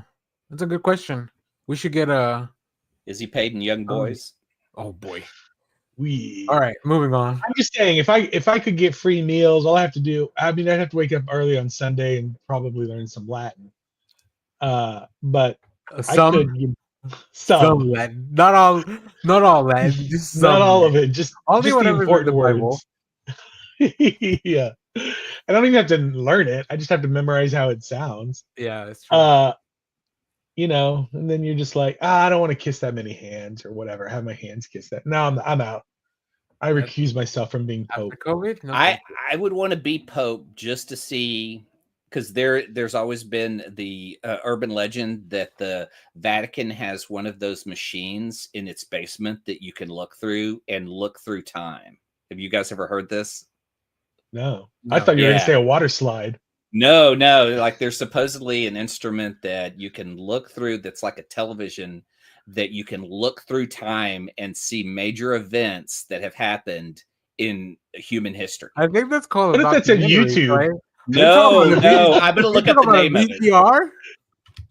These are the Vatican has a VCR in the basement. Is that what you're saying? I would be so pissed off if I would got to be Pope and they're like, now we're gonna let you see my machine, and they're like, this is an iPad, guys. The chronovisor. The chronovisor. That's what it's called. What I want the Vatican to have is a fireman's pole, where the Pope has to slide down. Like he starts off with normal clothes, like Batman, and then and then his gear just kind of comes on. Or it'll be like like in Iron Man, or like in the Avengers when Iron Man is like the thing is taking off his Iron Man suit as he's walking exactly. Through, but it puts his hat on and off. Yeah. We should. I know it's probably a really bad comic, but we should at least read the first issue of Battle Pope, the Robert Kirkman, just to see what it's like. Oh man, what's that Jude Law show where he's the hot Pope? Young Pope. Go for a young Pope. There's also the first time I learned what a conclave was the Angels and Demons movie based on the Dan Brown book. Mm-hmm. I think the other one that's not the Da Vinci Code. Yeah. Because Ewan McGregor plays like the dean or whatever. He's in charge of the conclave, but he's also got to solve the mystery. Oh, here goes Clay. I don't know what he's bringing. He's like, hold on, let me show you my Catholic stuff. Let me show you my Battle Pope. Oh, the Action Bible. Action Bible. Who's it illustrated by? I don't know. Oh, Sergio Corelio. Jonas. Oh. He went to the Joe Kubert School of Cartooning. He's I want something that's labeled the Action Bible to be illustrated by like Joe Madureña or something like that, you know? Bill Sienkiewicz. Yeah. Or what's Rob his name? Liefeld. Yeah, one of all those guys. Oh, you know, Will Portacio. Yeah. Yeah, that was sick. All right. Well, yeah, but what's the conclave? Alex guys? So Ross we can have a draws the conclave show. Bible. Guys, if we have a conclave show, can you imagine all the clicks we're gonna get when the title of the show is Conclave and there's an actual conclave going on? Oh, But we all have to wear robes of some sort if we do a conclave show. I could do that. And Jedi they- robes? Is this my Yes. excuse to finally buy some Jedi robes? Yes, it is your excuse. All right. I also Shit, I have a Batman robe. Oh, I thought you were gonna say like a Batman outfit. I was like, who doesn't? But yeah. Also, Even Jaden Smith has one. Come on. this week they released How Did This Get Made? Re-released their XXX, The Return of Xander Cage episode. And I listened to it and I was like, man, this movie really was fucking insane. So I watched it. Again. It's on Paramount Plus. Not the first one or the second one somehow, but the third one is. It is pretty bonkers. I forgot how crazy this movie is. It's still pretty entertaining overall, but I think what made me wonder the most was like if there's an alternate universe where the XXX franchise took off instead of the Fast and Furious. And extreme sports continue to be interesting for 20 years. Yeah, Clay and I were talking before the show about how this can be blamed on Tony Hawk's Pro Skater. But yeah, it's just funny to see all those people throw like they really wanted to cover the worldwide market, and they just grabbed one person from like each country to be in this film, like the biggest markets, right? Yeah. And wow, just don't utilize them at all. Like, I know. I think Michael Bixby's in it, who's like a UFC fighter from the UK, if I remember correctly. Yeah, Ruby Rose. I've never seen this movie. You never seen? Have you seen any of the XXX movies? I've never seen any of the triple. I might have seen the first one. I think the first one's probably the best. The first one's fun because it's just so dumb. You can't believe how dumb it is. Like it's early 2000s vibe too. So like, yeah, and you're going like they got Sam Jackson to do this, like you know. But he recruits an extreme sports guy to be a spy because reasons. And then it's not working anymore. And then it's just kind of shady about it. It's just like they put Sam Jackson in this big scar on his face, which is basically like Nick Fury, and it's just ridiculous. But it's reasons for Vin Diesel to say catchphrases, make out with chicks, and skateboard. The things I gotta do for my country. Well, he's about to just bone down on like 10 women. I mean, they got Toni Collette for the 2017 Return of Xander Cage, so I don't know how they're just throwing a lot of money out there. It breaks my brain when you hear shit like that because that third movie is so bad. To go watch it, I was just fun like, bad though. It's not like bad. It's fun bad. Oh no, the third one is bad. The first one is fun bad. No, the second one is confusing because they bring in Ice Cube to be the new super spy. Yeah, because I guess Vin Diesel was busy with like Pitch Black and Fast and Furious, so they brought in Ice Cube. Yeah, too many franchises for this man. Franchises. I guess I should have mentioned this while we were talking Star Wars, but I did catch the first 3 episodes of the Tales of the Underworld that came out today. They're short episodes, they're like 15 minutes each. Yeah. So the first 3 are about Asajj Ventress, and I imagine the last 3 are about Cad Bane. So if you like those characters and you like, Underworld type stuff, are you gonna check that out? And then on Thursday, I don't know if you guys have heard of Marvel Studios. They've put out oh, hold on a second. You need to play the Tim Robinson. I have the perfect transition. Yes, thank you. And we'll do a full show about this. Oh, do I have it? I thought I had it. Did I delete it? It's probably Tim. Where are you? No, I know I had it. I played it the other day. Yeah, I was gonna say like nothing's changed, right? I don't think we'll so. act it out. Oh, here we go. There's a new Marvel out that's supposed to be nuts. We should go see that. And Thunderbolts is pretty nuts, and you should go see that. Yes. Tonight, I'm getting to go to the theater. Clay's going on tonight. So like I said, we'll talk about it in the future. But I will tell you, I went on Thursday night, like not even night. I went at 5. Like I messaged my manager, like I know we're pretty caught up with everything. So I'm logging off right at 5 because the theater I go to is like 10 minutes from my house. So if I leave right when the movie starts, by the time I get there and I'm inside and all of that, like the previews are still running, right? Because it's usually about 25 minutes of previews. I had a really good time. Huh? Yeah. Oh, dude. Yeah, I got it nailed down. I always buy my ticket ahead, and just walk in and show them your ID. But yeah, I had a really good time. Wait, what theater do you go to? I'm sorry, you have to show me your ID. Oh, because when you do an AMC, when you buy it using the AMC ID, the AMC whatever stubs. Oh, the app. You have to show that you are the person buying the ticket. So like Weird. somebody else does. Huh. Yeah. I wonder. I mean, I guess because of I guess they would just screen. I'm like, because I wouldn't be like, Danny, let me borrow your phone for 2 hours. Because it's all a QR code. Yeah, it's all a QR code, right? So if you didn't show ID, like I could just buy a ticket, text it to you, and then you go to the AMC, and then whatever. But it's still. So you have to show your I've never ID. really understood that because I'm like, it's still a sold ticket. Like, what does it matter if I'm giving it to? Like, I get it, but because I have the Alamo pass, and they're just like, show it. Here you go. That's it. Like, yeah, that's one thing. But my question is like, how does that factor into like the box office numbers? Because I'm paying $25 a month. So like, how do they just allocate the cost of a ticket whenever I use it through the app? Like, I don't know the finances behind that. I was wondering about that. Yeah, that's because this is why I'm like, I don't understand how Netflix is profitable at all because there's only so many people that sign up for it. Money, and I'm just like, we got off the gold standard. And then you hear things like we made Electric Mayhem for $4 billion. I'm like, well, there's no way you're. Would be probably a way better movie because it would have at least Muppets in it. That's right. Yeah, that's right. Yeah. Although this one did have Mr. Peanut, so not Thunderbolts. The Electric Avenue. What is that movie called? Electric State.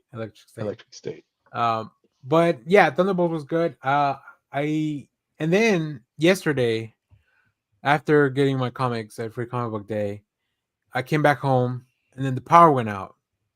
And the Encore texted me like, "This won't be back till 4, homie. Like, so it's gonna be a few hours." It didn't end up coming back till 9:30, anyways. So that's a different story. So I was like, "Well, I'm not gonna stay at home with no power. I'll go to the movies." And Thunderbolts was about to start at the Alamo, that's by my house as well. So I went to watch it again, and I had just as good a time. Did you pick up anything more on a second viewing?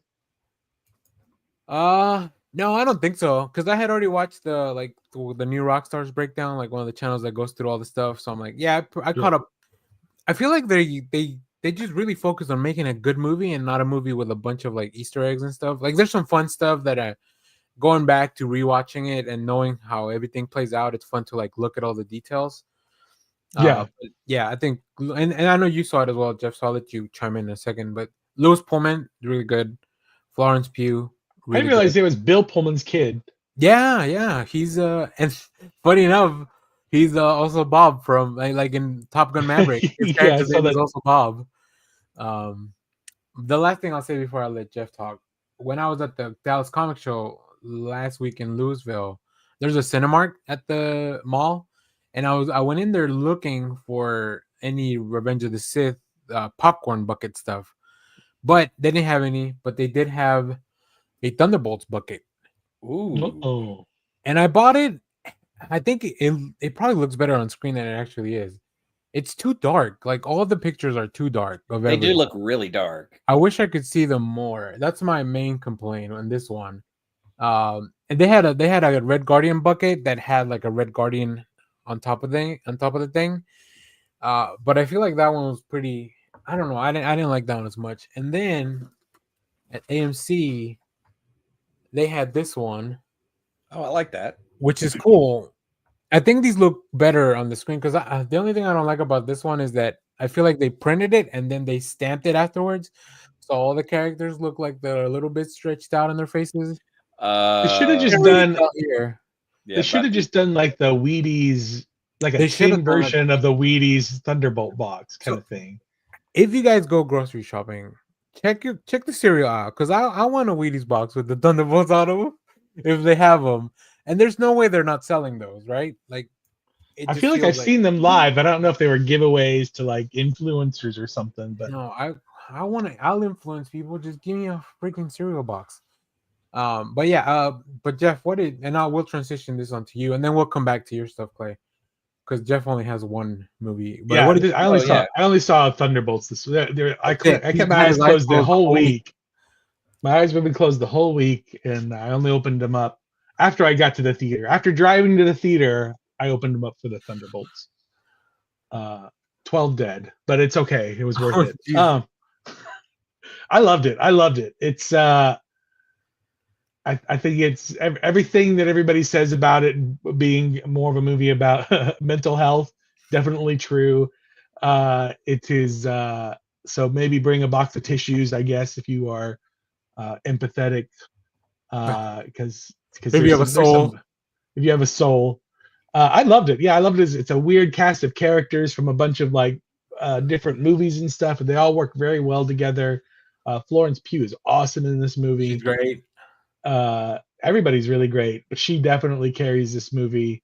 Mm-hmm. And it definitely 2 post-credit scenes, one funny, one kind of setting up the more future stuff of the MCU.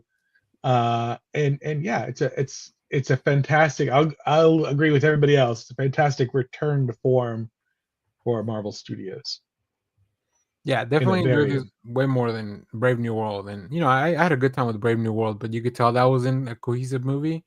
This one, I also like that this one, because they make references to Brave New World, which I feel like Marvel projects have gotten not great at, where they're like they don't show you where this is in the time frame of everything else, the context of everything else. So this kind of does a pretty good job of like kind of resetting where you are in the larger story of things. Yeah. So we'll hear back from Clay once he's watched it, and then we'll force Josh to go. He's gonna have probably at least 2 weeks to go watch it before we're live again, because we're probably skipping next weekend. Or these guys are doing something separate. I don't know. I won't be on next weekend, so you guys can do whatever you want.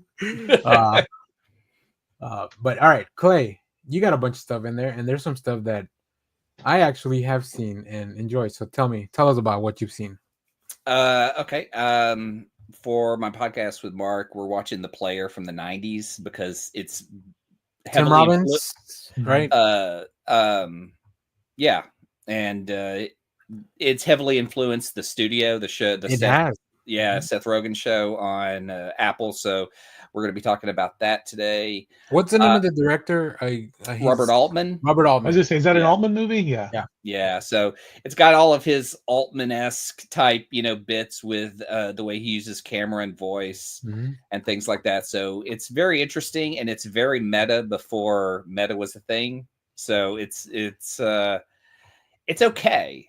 It was weird because I hadn't seen it before, but it also has a neat Bruce Willis cameo I had never seen. So I enjoyed that. A lot of inside Hollywood stuff.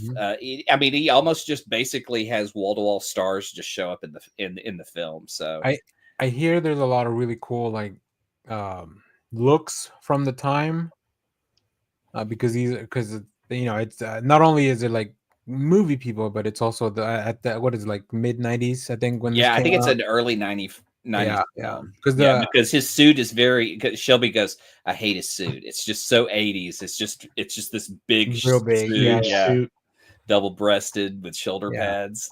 But because the movie podcast I listened to, 7mm, they recently did this, like, that movie on there. I didn't watch the movie, but I heard him talk about it. So it's okay. I mean, if you haven't seen it, it's worth checking out. I don't know. I was just kind of indifferent to how meta the ending was, just because I've seen it so many times. So watch The Forever Purge. They kind of forgot about the purge part and just kind of kept these people alive for too long. Like there isn't the fun part of the purge that you watch the horror movies for. Is that the one that's like stars on a ranch or something? Yeah. Yeah, okay, I've seen that one. Yeah. So the whole thing is there's this, these people that own a ranch and have ranch hands and pay them. So they're really kind of the big boss, and then pay them extra purge money for like working. And so and then as the purge happens, what happens is these people who are participating in the purge want the purge to continue forever. So it's just going to be constant, gunplay and everything. So it forces people in the Americas to evacuate to Canada and Mexico, and creates like a refugee situation in both countries out of America. So, I get The Purge is probably one of the most political horror films. No. And yeah, and pretty much. Do you mean the Purge election year was political? Yeah, this one is more than anything. You kind of see the ending coming a long way away, but like not that many people die, so it's kind of like the most boring horror film. I was just kind of like, eh. Yeah. I'm not a big fan of the Purge movies, only because I'm like, everybody jumps straight to like, I'm just gonna start killing people because everything's legal or whatever. And I'm like, nobody is like, I'm gonna figure out a way to overthrow the systems within my 24 hours. In which I'm just going to walk into. Well, that's a crime you can't commit, right? Because there's only murder is allowed. There's certain things that are not included, and it's just because all crime is legal. You got to read the PSA all the way through, Jeff. I've never. So I've seen a handful of these movies, and never once has it been explained to me. They say you can't go after government officials. There's a whole list of things you can't do. Everything else is fair game, and including overthrowing the government. That's probably on the list of things you can't. They won't allow. I feel like there's a backdoor to that. Like there's something that where you're like, oh, I'm going to steal all of like the rich people's money or something. Like there's got to be some that part you can, but then use that influence going forward to be like, I'm just like, where's the smart people during the purge? Because everybody's just like, I'm going to wear a mask and terrorize people. And I'm like, lame. Well, like you always got to be something better to do. Yeah. You always find the people who are like hiding. So like in the first Purge movie, you realize, oh, the really rich people can afford to have like their windows, sealed. Yeah, like basically, if you can afford to, you can survive the purge. Yeah. But like in this one, where you see a lot of people who don't have that money, just kind of come together as a community and pay certain people to just protect them, while the purge happens. I enjoyed the first couple of purges. I enjoyed the first movie with Ethan Hawke, and that one's probably my favorite, just because it's such a noble concept at the time too, right? Yeah, I like the next couple because Frank Grillo kind of ties those together, man. And I'm a big Frank Grillo fan, so Grillo heads unite. Yeah, like those really work. This one kind of just, and I hate that because it had Cassidy from The Righteous Gemstones. She plays Josh Lucas's wife in that. Yeah. So the first purge is also interesting to see, like, kind of the origin of how it all happened, because people were like, "There's no way people are going to be killing people, right?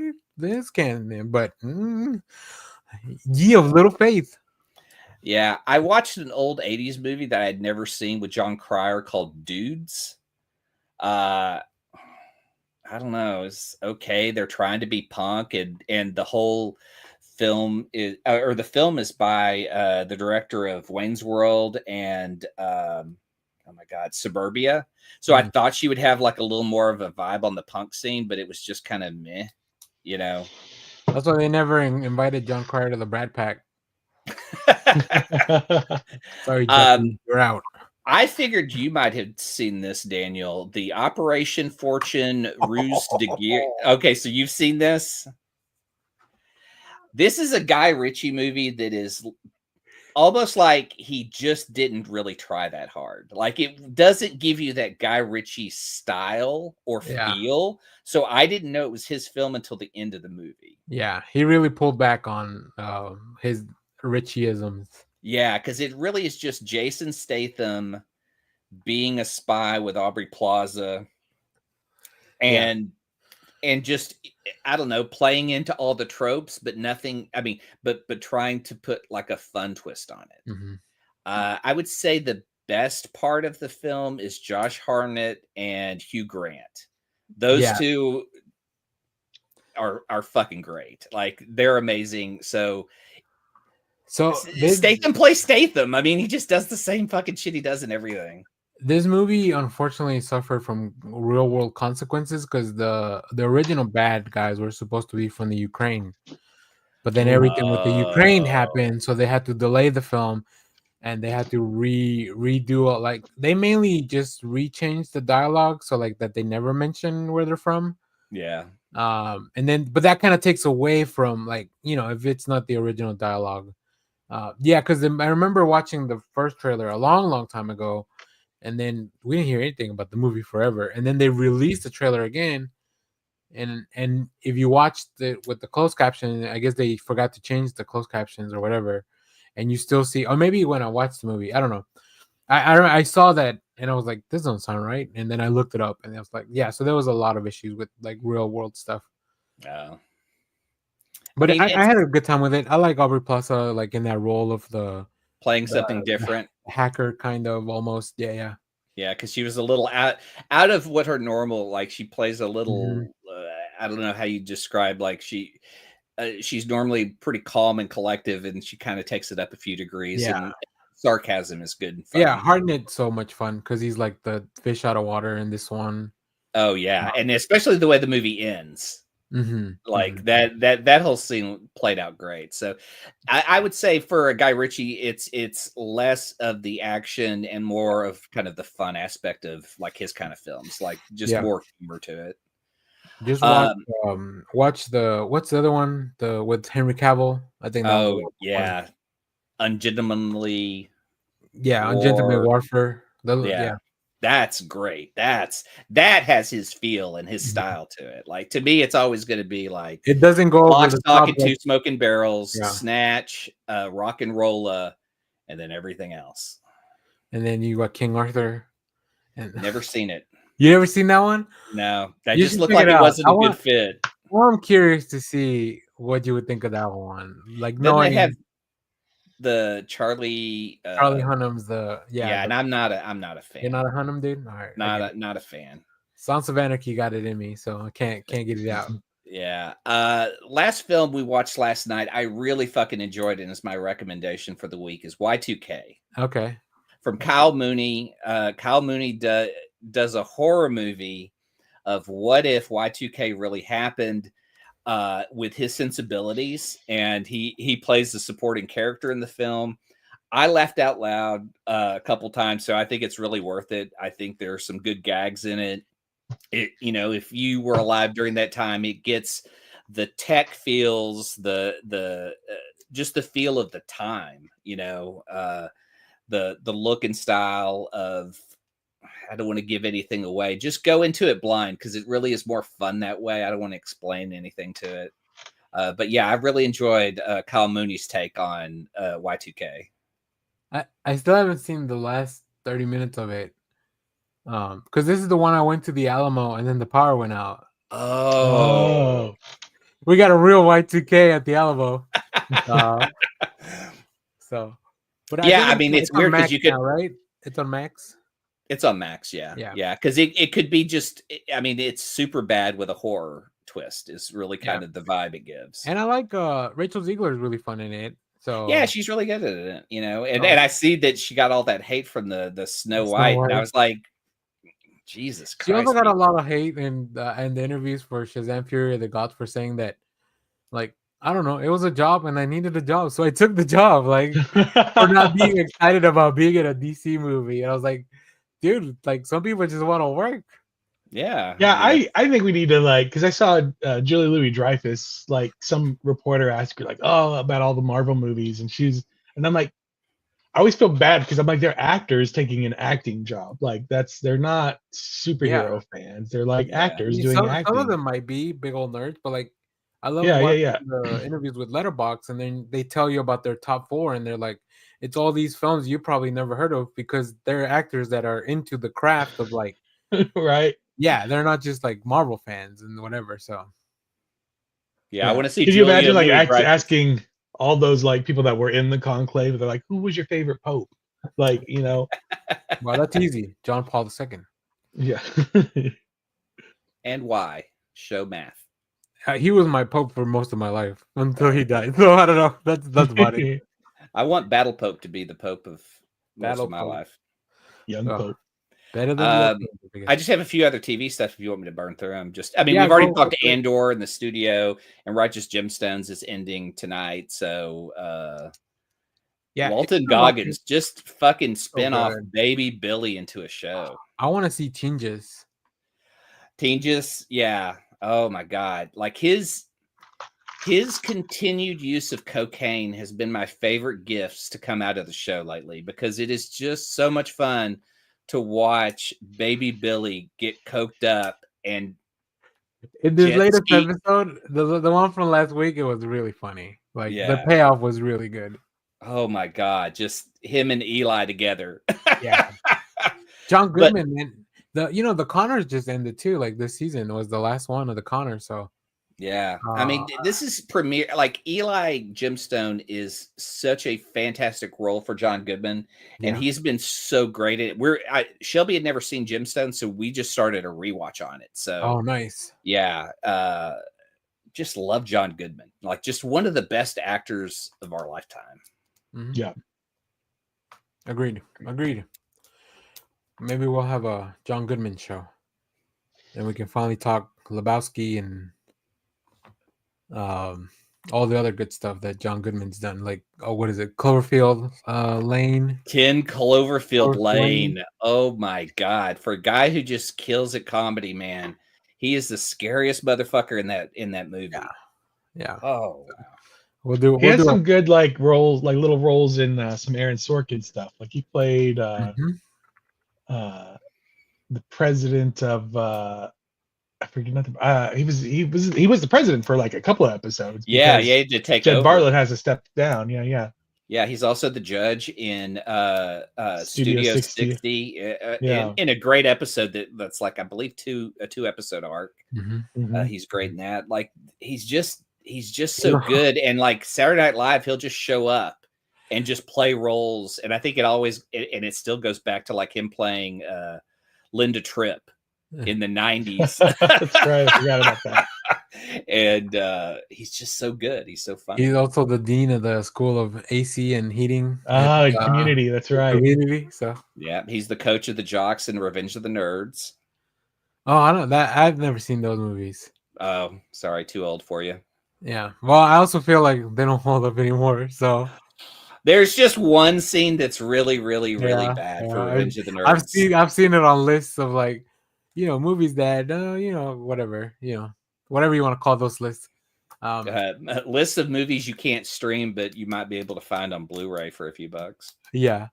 All right. Let's move on to comics, and then we'll talk about a new comic for next week, and then we'll close out. Jeff, you want to kick us off? And Do you want to talk? You want to go get into Free Comic Book Day comics too? Let's do other comics first, and then we'll talk about Free Comic Book Day. Paid comics first. Paid comics first. I got the new Detective Comics annual. I haven't finished reading it. I haven't read a lot of.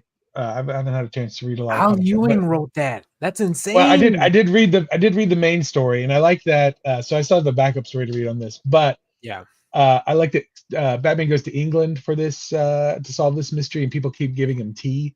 That's my favorite part of this comic, is that he like goes and he's trying to solve the mystery, and he has to talk to They don't know that the bar's pretty high for his tea taste because Pennyworth doesn't fuck around when it comes to tea. Yeah. know? I like it when he goes overseas because I feel like he's Yeah. It's also a really crazy kind of almost sci-fi story. yeah. It has some it's a very sci-fi story. I mean, And I also like that people are like, I like the idea that when he goes to like England, people are like, "Oh, it's Batman. Can you help?" Yeah. Yeah.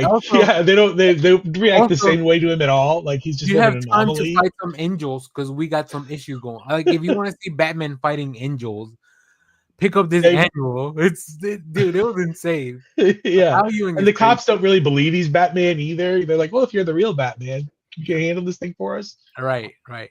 Also, I saw that the synopsis for it on the previews listed a Tom Taylor story. So I'm trying to figure out, because that cover, if you look at it, it doesn't have anything to do with the story you see inside. I think that cover was for a different story that was supposed to be in there. So I don't know what happened. So I'd be curious to see if whenever that story comes out. But sometimes they gotta trash stories because the real world things happen and maybe they're too similar. Yeah, but I don't know. I'm just speculating here. It was about a dead pope. This is the newest Void Rivals. Gotta solve the Pope's murder. Void Rivals. I've not read a chance to read it yet. The newest Ultimate Spider-Man. Have you read it? I've not read this yet either. Oh, I've only read 2 comics this week. Let me know once you do read it, because this one had every page turn. I was like, "There's no way they're doing this. There's no way this is what's happening." And spoiler alert, that was what was happening. Oh, okay. Well, I'm excited to read it now. The newest issue of the Seasons. I'm really liking the Seasons. It's really good. To catch up on that. The newest Batman, The Long Halloween, The Last Halloween. Which, did we talk about the last issue of Batman last week? Yeah. I'm like, Jeff Loeb is writing 2 major Batman stories that kind of follow the same, not the same Batman like storyline kind of thing, but Long Halloweens are like, let's throw everything every Batman villain, every whatever we have in it, and then all the Jim Lee Hush stuff is also like, let's throw every single like hero, villain, whatever in the story. So Jim Lee could draw everybody. It is weird that it's the 2025. It's 2025, and there's 2 Batman Jeff Loeb titles out at the same time. Yeah, doing kind of the same thing, Anyway, this is, what is this? We're taking everyone down with us. Number 2. I need to read that. I haven't read that one. The newest issue of Feral. I have read this newest issue of Fantastic Four. It was pretty good. It's very good. I did not expect them to go this place with it. So especially with the movie coming up. Yeah. And then finally, the newest issue of the World's Finest Animal, #1. I did read this as well. I haven't read this one because I don't think I read the previous part before this. But just looking at it, it's just like it's fun because this one takes place. It's a story arcing over between Justice League Unlimited and World's Finest. The World's Finest stuff is taking place in the past. It's a time travel story. So the World's Finest is kind of filling us in what happened in the past to get supervillains up to the front, to the present. But the stuff that happens in the past, like the dialogue is very much like Bronze Age dialogue. Yeah. So I think that's kind of funny as well.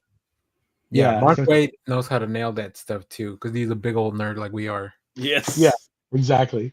He just has a lot more talent. So but also this is also by Chris Condon too. It's Mark Waid and Chris Condon together. Oh, they're both writing it. Oh, that's cool. I love Chris Condon. Yeah. He's a great writer. If you haven't read That Texas Blood, so good. Oh my god, it's so good. So good. That's all the new comics I picked up this week.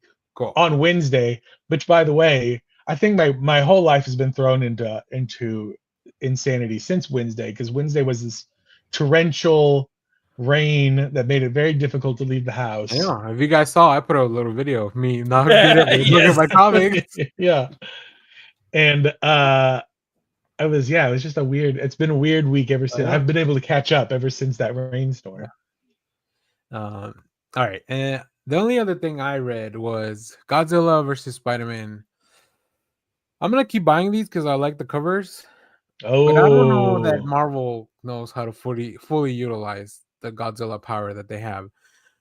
This one's by Joe Casey. And it takes place after the events of Secret Invasion, when he just picked up the black suit, or Secret Wars. So he just got the black suit. He's just back in New York. But man, it also feels like they did not know. They were like, the Godzilla people were like, you wanna do some comics together? And they were like, yes. And then they had no idea what they were gonna do. So we've got all these like one shots where it's like Godzilla, Fantastic Four, Yeah. Hulk, Spider-Man. There's an Avengers one, but then they're also doing a mini series that's Godzilla versus the Marvel Universe or something like I that. hope that's better. I'll say that. And yeah, that's by Jerry Duggan.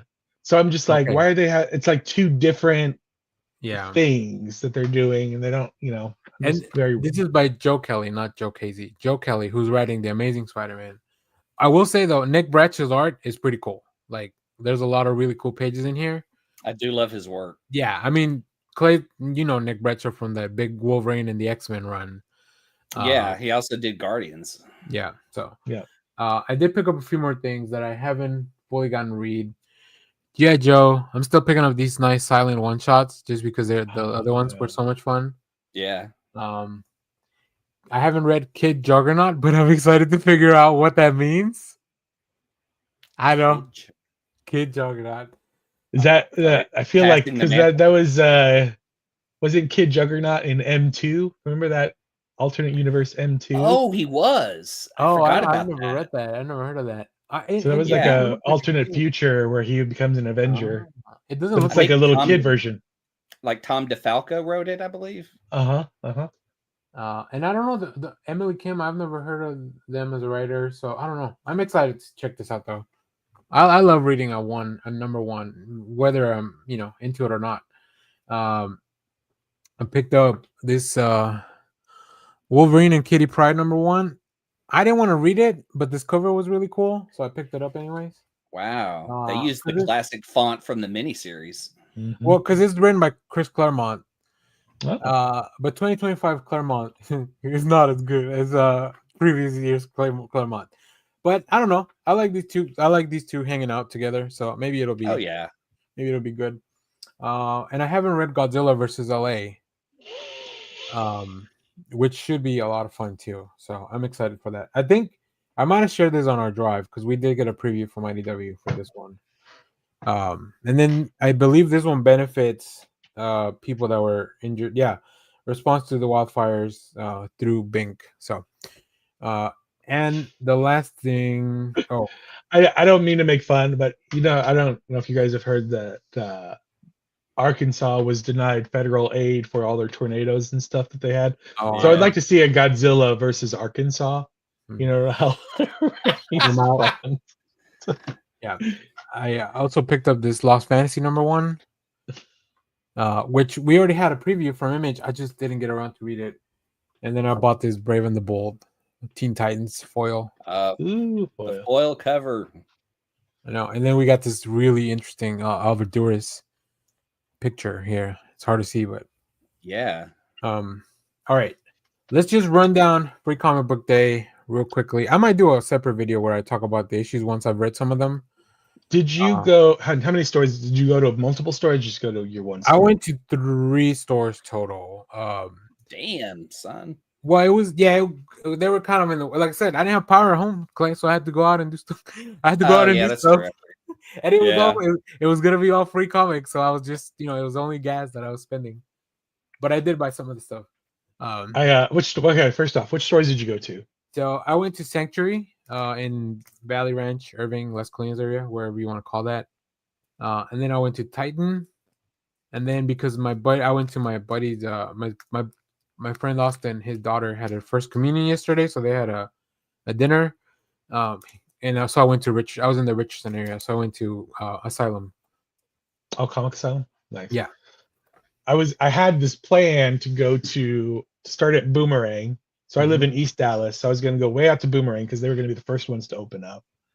And then go down to Sanctuary, down to Las Colinas, down to Sanctuary, then then slowly work my way back east. So Sanctuary, then Titan, then Awesome Comics off of Abrams. Yeah. And then end at Urban Legends in Garland, Mesquite area, and then back home. However, my engine light went on like first thing yesterday morning, so I was like, and I think I know what it is. So I'm not too worried about it, but my car was acting a little weird. But also, like, maybe you don't want to take all the way to Louisville. Yeah, I don't want to. So I just kind of went to the places around me. So I just went to Awesome and Urban Legends. So yeah, that's still pretty. I mean, we have so many shops in the area. It is freaking nuts. I was Yeah. So I was talking to some guy. No, I overheard somebody else have a conversation while I was at Awesome Comics, and they were like, "Yeah, there's some like states that have like one comic book shop in the whole state," and I'm just like, we have like so many because I started like looking on my phone, and I have then like you can still go to zoos and then all those places out there, like in there's a bunch of and there's Keiths. a couple of 2 Keiths, right? I think there's Three there's Keiths. There's 3 Keiths. Where's the third one? There's the one off of Mockingbird? Mockingbird. There's one off of Midway up in Carrollton, and they opened Yep. up one in Garland. Oh, they have one in Garland? I haven't Yeah, been to that one. there's one over by Firewheel Mall. So there's 3 Keiths. Oh, you're right. You're right. Firewheel Mall. Oh, that's right. I have Firewheel. been I to forget that one. about that. There's Me too. Duncanville Bookstore if you want to go way out there. There's a whole bunch of mid-city ones. Geek Out in Burleson. They had Isaac Goodhart. Yeah, Goodhart, and they had 2 comic creators over there, and I wanted to go, but Burleson is so far. Yeah. Yeah, I always want to go to Duncanville bookstores, but that is Duncanville. That's so far. I just wait for the shows because they always have a thing at the shows, so I just see them there. But their show displays are so great, and I was like, and I've been there twice, and every time I go, I'm just like, oh, I love it. It's like feels like a good old school comic book store. Yeah. Like, I will say, Awesome Comics has a really great selection, and then they also have a satellite location off of Royal Lane that they only open up like every 2 weeks or so, and it's basically just their back stock. And I think they said in 2 weeks they're going to have like a big thing, and you can go online and look at through Google and look at their stuff, and it looks like it's basically just an office space that just has tons of boxes of comics that they just like set out on tables, and they have sales. Yeah. We'll just all go live on our phones and go through their boxes. Oh, I will let you fellas know when the next one is. All right. Because I was excited when I found out about it yesterday. Cool. All right. Now let's talk Free Comic Book Day. So Jeff, do you want to start and then I'll whatever? Because like I said, so because my shops are great and they love me, and I guess I'm a good. That was the other thing. So I found out. So it's interesting to see through social media how other stores do theirs. So some stores, all the stores I went to had all the free comics laid out on like tables. Yeah. And it was very much a select 3, select 5 for yourself, whatever. I always forget to bring a friend, so I'm always like, I got to go to multiple places because it's only one of me. I know. One year, Clay and I hit like a few stores all like together. Yeah. And then I think we each hit on our separate ways because Clay and I live in opposite directions. So we hit up a few stores in the same area, and then we split off and then finished our Free Comic Book Day. We might have a video on the channel about it. I remember we recorded something. Yeah, because we went to Titan and Zeus or Titan. I think did you go to Sanctuary? Urban Legends. I think I went to Sanctuary as well. Yeah, 'cause I've been out there. I know. Yeah. So, like some stores will just like throw them all in a bag and just hand the bag out to. That's cool. So Jeff, what did you get? And then, like I said, I'll show you the rest. Here, hold on. Let me put you on the bigger screen. That way I can maybe cut this out as a separate video. Here. All right, focus on me, please. Let's focus on me. Me. So I picked up this Energon Free Comic Book Day Energon universe from the. Yep. So that's good. I have not read any of these yet. Yeah, I haven't read any. The DC All-In Absolute Special. Thank God Josh is not here because he would be so confused. Yeah. We've got the Fantastic Four X-Men, giant-sized X-Men Free Comic Book Day special. But I'm excited because this is the Ryan North. This is the new Ryan North Ramos launch of Fantastic Four, and then the Lansing. I guess Lansing and Kelly are taking over the X-Men. They're tired of the X-Men just wafting along. I'm looking forward to a change because I love Jed McKay, but this run I am looking forward to a change as well. And I did flip through this one, and it looks like we've got classic X-Men suits as well. That's interesting. Nice. But I have not read any of it. All right. I did pick up the Find Your New Fear, the ID Dark stuff. Ooh, I don't think I have that one. So this has a preview of the new what is it? Beneath the Trees? Yeah. Which we have the full issue. I think I put it on the box if you guys want to check that out. Okay.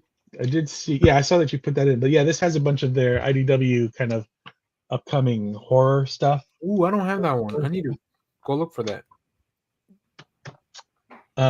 What else did I pick up? I picked up the Amazing Spider-Man Ultimate Universe thing. I think this is just the Spider-Man stuff.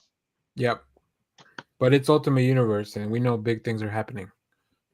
I picked this up. This looks cool. This was Mark Spears Monsters. I don't know anything about this, but the interior art is insane. Oh my god! Oh yeah. Yeah, I don't know much about Keenspot. I didn't even really know the publisher. Yeah, I did a quick little like, what's coming out tomorrow, like the day before. I'm trying to find, like, look at this. That's insane. Whoa. We gotta do that on the show whenever it comes out. I want to read that. I picked up this Godzilla new, what does it say? New Heroes Godzilla from also from IDW.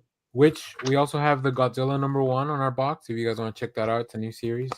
But we can't really talk about it yet because they don't come out till July. Yeah. We can read them and then keep our mouths shut. We can read them and then just tell you that we're better than you. And then the last thing I picked up was this Thundercats Powerpuff Girls crossover, because how can you not want to see how that goes? I wanted to grab that one, but I also didn't want to take all the books for the kids. Well, it's got a blue label. That means teen. So. Oh, okay.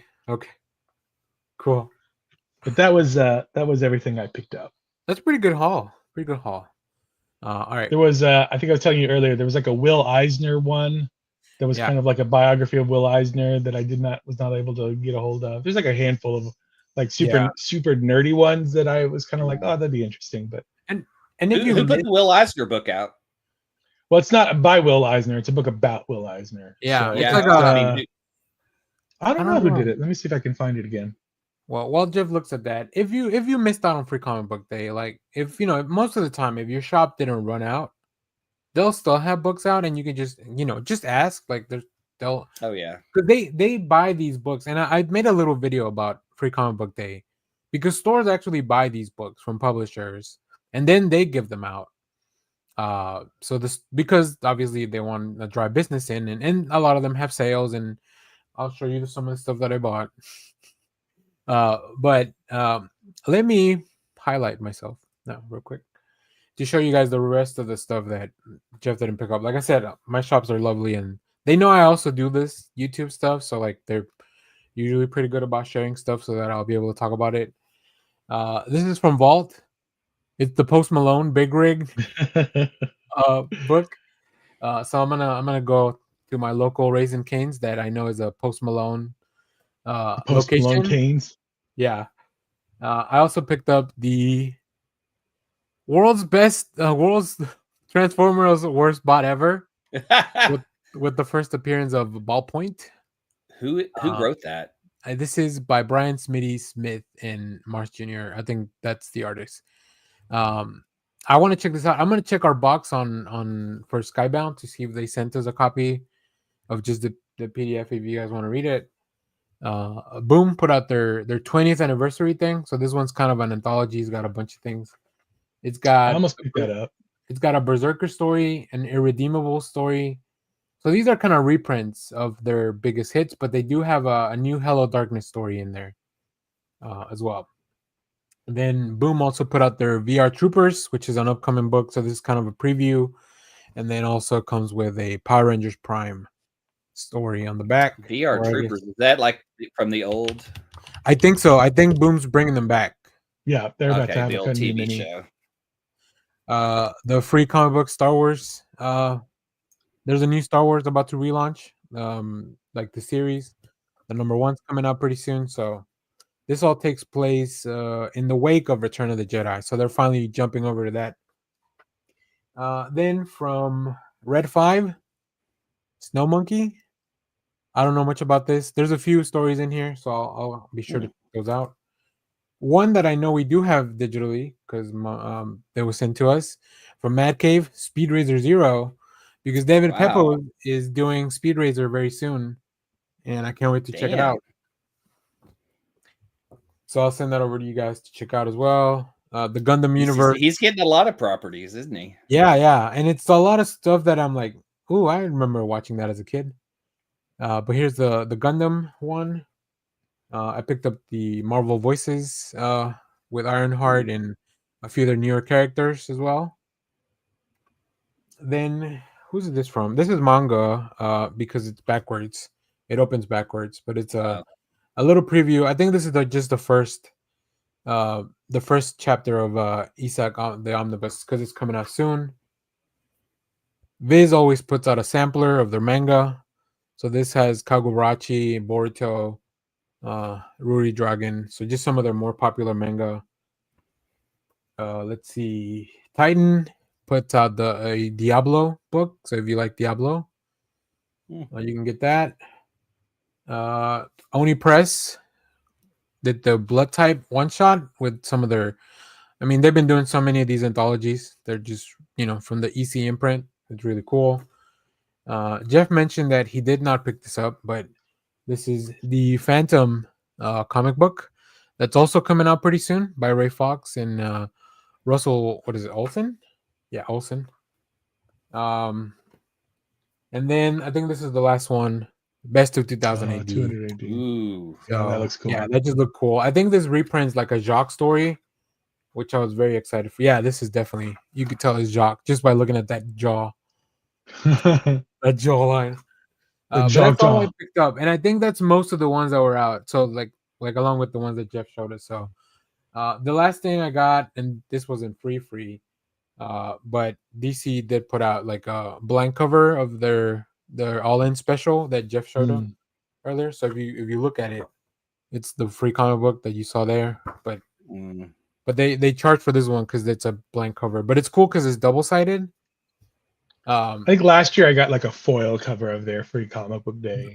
The foil was gone by the time I got to the store. Because usually I know there's like one. I think those are like one per store or whatever. Yeah. But I guess before I stop showing you guys, I always buy something in my shop because that's the main reason that they do this. Yeah. So at Titan, I picked up this slab of God Country #1 9.8. Wow. Yeah, it was really cool, and it was it was a pretty good price because it cost $30 just to slab these. So How much was it? The shop, huh? How much was it? It was $30. So okay. Yeah, so it's just the cost. I'm guessing either somebody slabbed it and then they're like, well, I need to get rid of it, and they sold it to the shop because that's how much it costs, I guess, regular people to get something graded. Then my shop also had these nano blocks, and I picked them up because they're Pokemon, they're like little Legos. But these are like all the fire types, and but these are for free comic book day only. So I figured they're collectible. So I was like, well, let me grab one, and I do like. I did see those out on a table. Yeah, but I don't think these were not free, but they only put them out for free comic book day. And at Sanctuary, I bought this Batman Darkseid with Baby Darkseid from the Dark Knight's Metal. What Baby Darkseid? Because Greg Capullo and Scott Snyder are coming to Dallas Fan Days, whatever, Fan Expo. So hopefully I can get them to sign it. Because I already have a bunch of comics signed by them, so I figured maybe their statue would be cooler. So but I did pick up some cool things, like also real quick. I did find this Spider-Man. What is it? Spider-Man Fight Substance Abuse. Oh, I love that novel one. That has it collects all the like different like PSA Spider-Mans. Yeah. I've never read Squadron Supreme, so I picked up an old trade of Squadron Supreme. Nice. And then this was the thing I'm most kind of excited about. Ooh, it's in the big bag. Uh-oh. It's in the big bag. Awesome had let me get past all the other stuff here. I've never seen these in the wild, but these are Zots. Oh yeah. From what's his name? I can't remember his name. Anyway, Scott McCloud. So they had like the first 15 issues of Zot. which I've never read, I've never seen before. I just know of, and so I just picked up all these. They had them in like a $1 bin, so I just picked up a whole bunch of Zots. So I'm excited to get in that. Just a whole bunch of weird, random indie kind of comics. Those look that I picked up. Yeah, just stuff that is just like I would never like really, go out of my way to like whatever, but just stuff that I, old 90s comics that I picked up, along with a couple other things like this Prometheus. Ooh, Prometheus. I hope there's a gem or two in there. I'd like to see what stuff we missed out on. Yeah, I'm excited to get into them.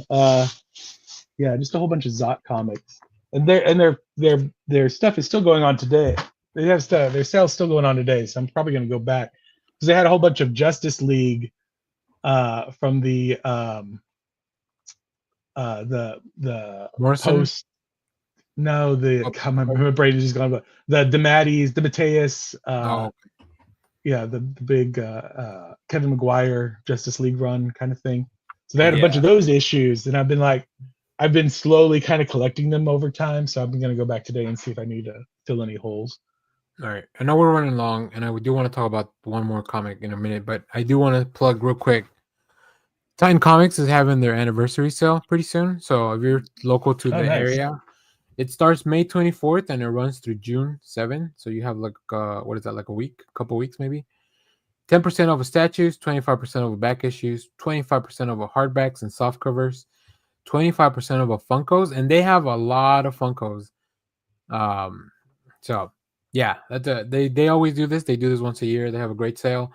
Sanctuary is also having a sale too. Like they have, oh man, I don't want to misspeak, but they have a really big sale going on right now as well. So if you want to check that out, go to Sanctuary.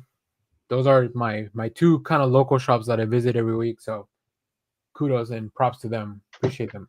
So all right, let's close out the show real quick with talking about one more thing. As you guys know, sometimes we get comic reviews in advance, and this was delayed a little bit, but this week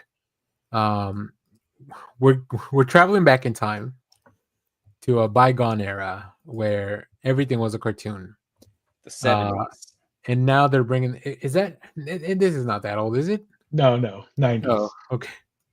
We're gonna be talking about CaptainPlanet and the Planeteers #1. This is a new book from Dynamite Comics. Beard.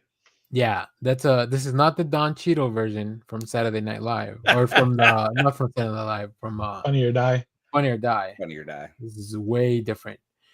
This is written by David Pepos with art by Eman Casallos, and it deals with, if you're not familiar with CaptainPlanet, Earth, Fire, Wind, Water, and Heart.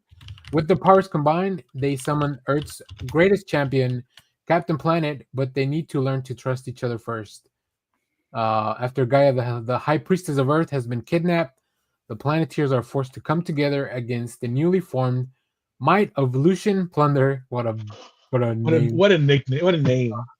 Even with CaptainPlanet on their style, will it be enough to save the Earth itself? So, like I mentioned, David Pepos is going to be doing that Speed Racer comic as well. Yeah. And he's done a lot of really cool things, including the Space Ghost that we talked about a few months ago, and a whole lot of stuff. We have a whole interview with him on the channel, but I'll kick this off. I really enjoyed this.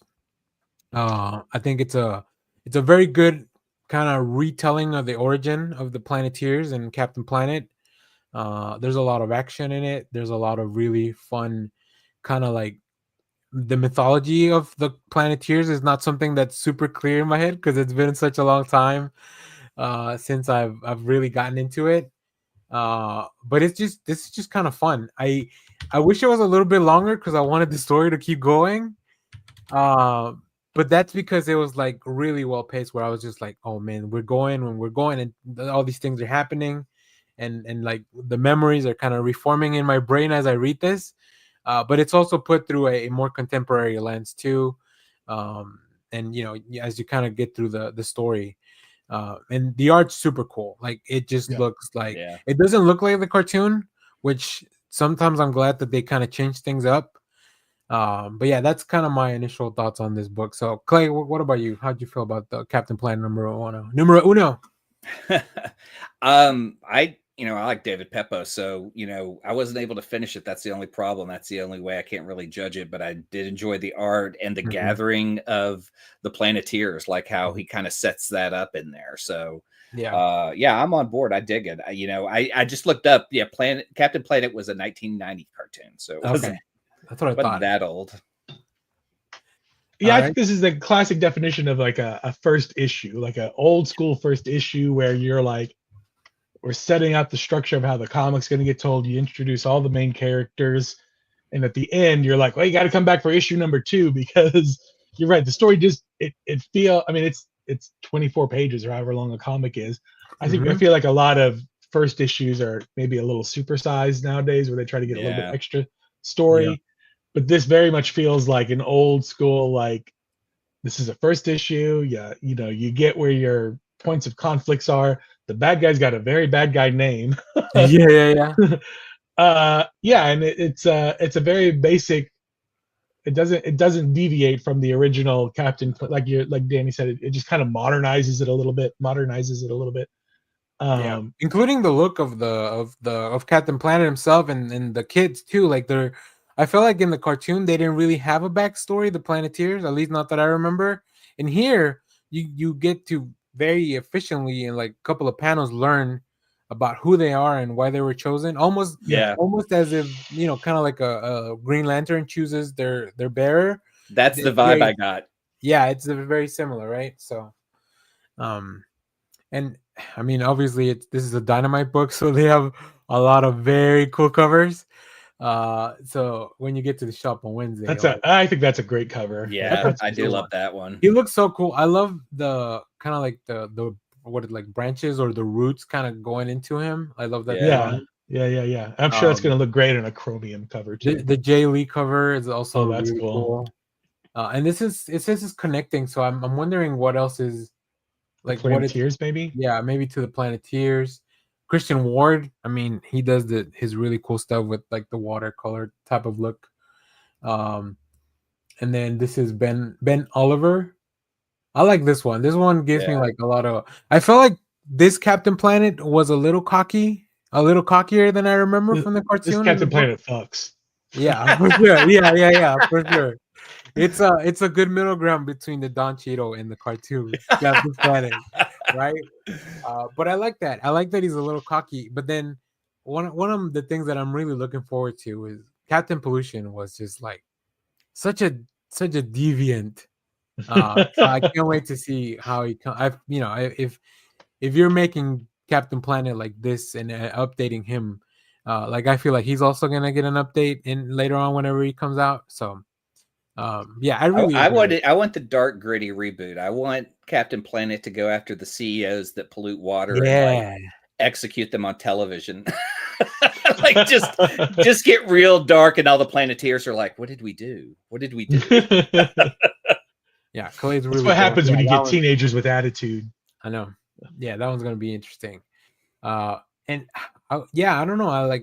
I'm excited for this one. Like, I'm excited to see where this goes from here, because way I feel like Clay might get that, because there's a line in this book where she's like the Gaia, the mother of Earth, or whatever, the high priestess. She's like, I didn't know Captain Planet. Like, I thought you were a myth. And then he says something about how he hadn't been around in a very long time or whatever. So I'm sure there's going to be, and it's David Peppo, so I'm sure there's going to be some kind of like reconciliation for Captain Planet, where he's like, what the F did you guys do to the planet? Like, right. Yeah, something. We're going to have a team up with Greta Thunberg. Yeah, 100%. She's like, execute them all.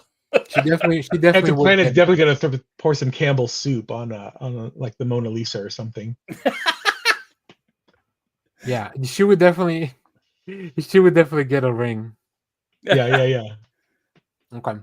All right. Is there anything else on this book you guys want to talk about? I think we kind of covered it. We can recycle those covers.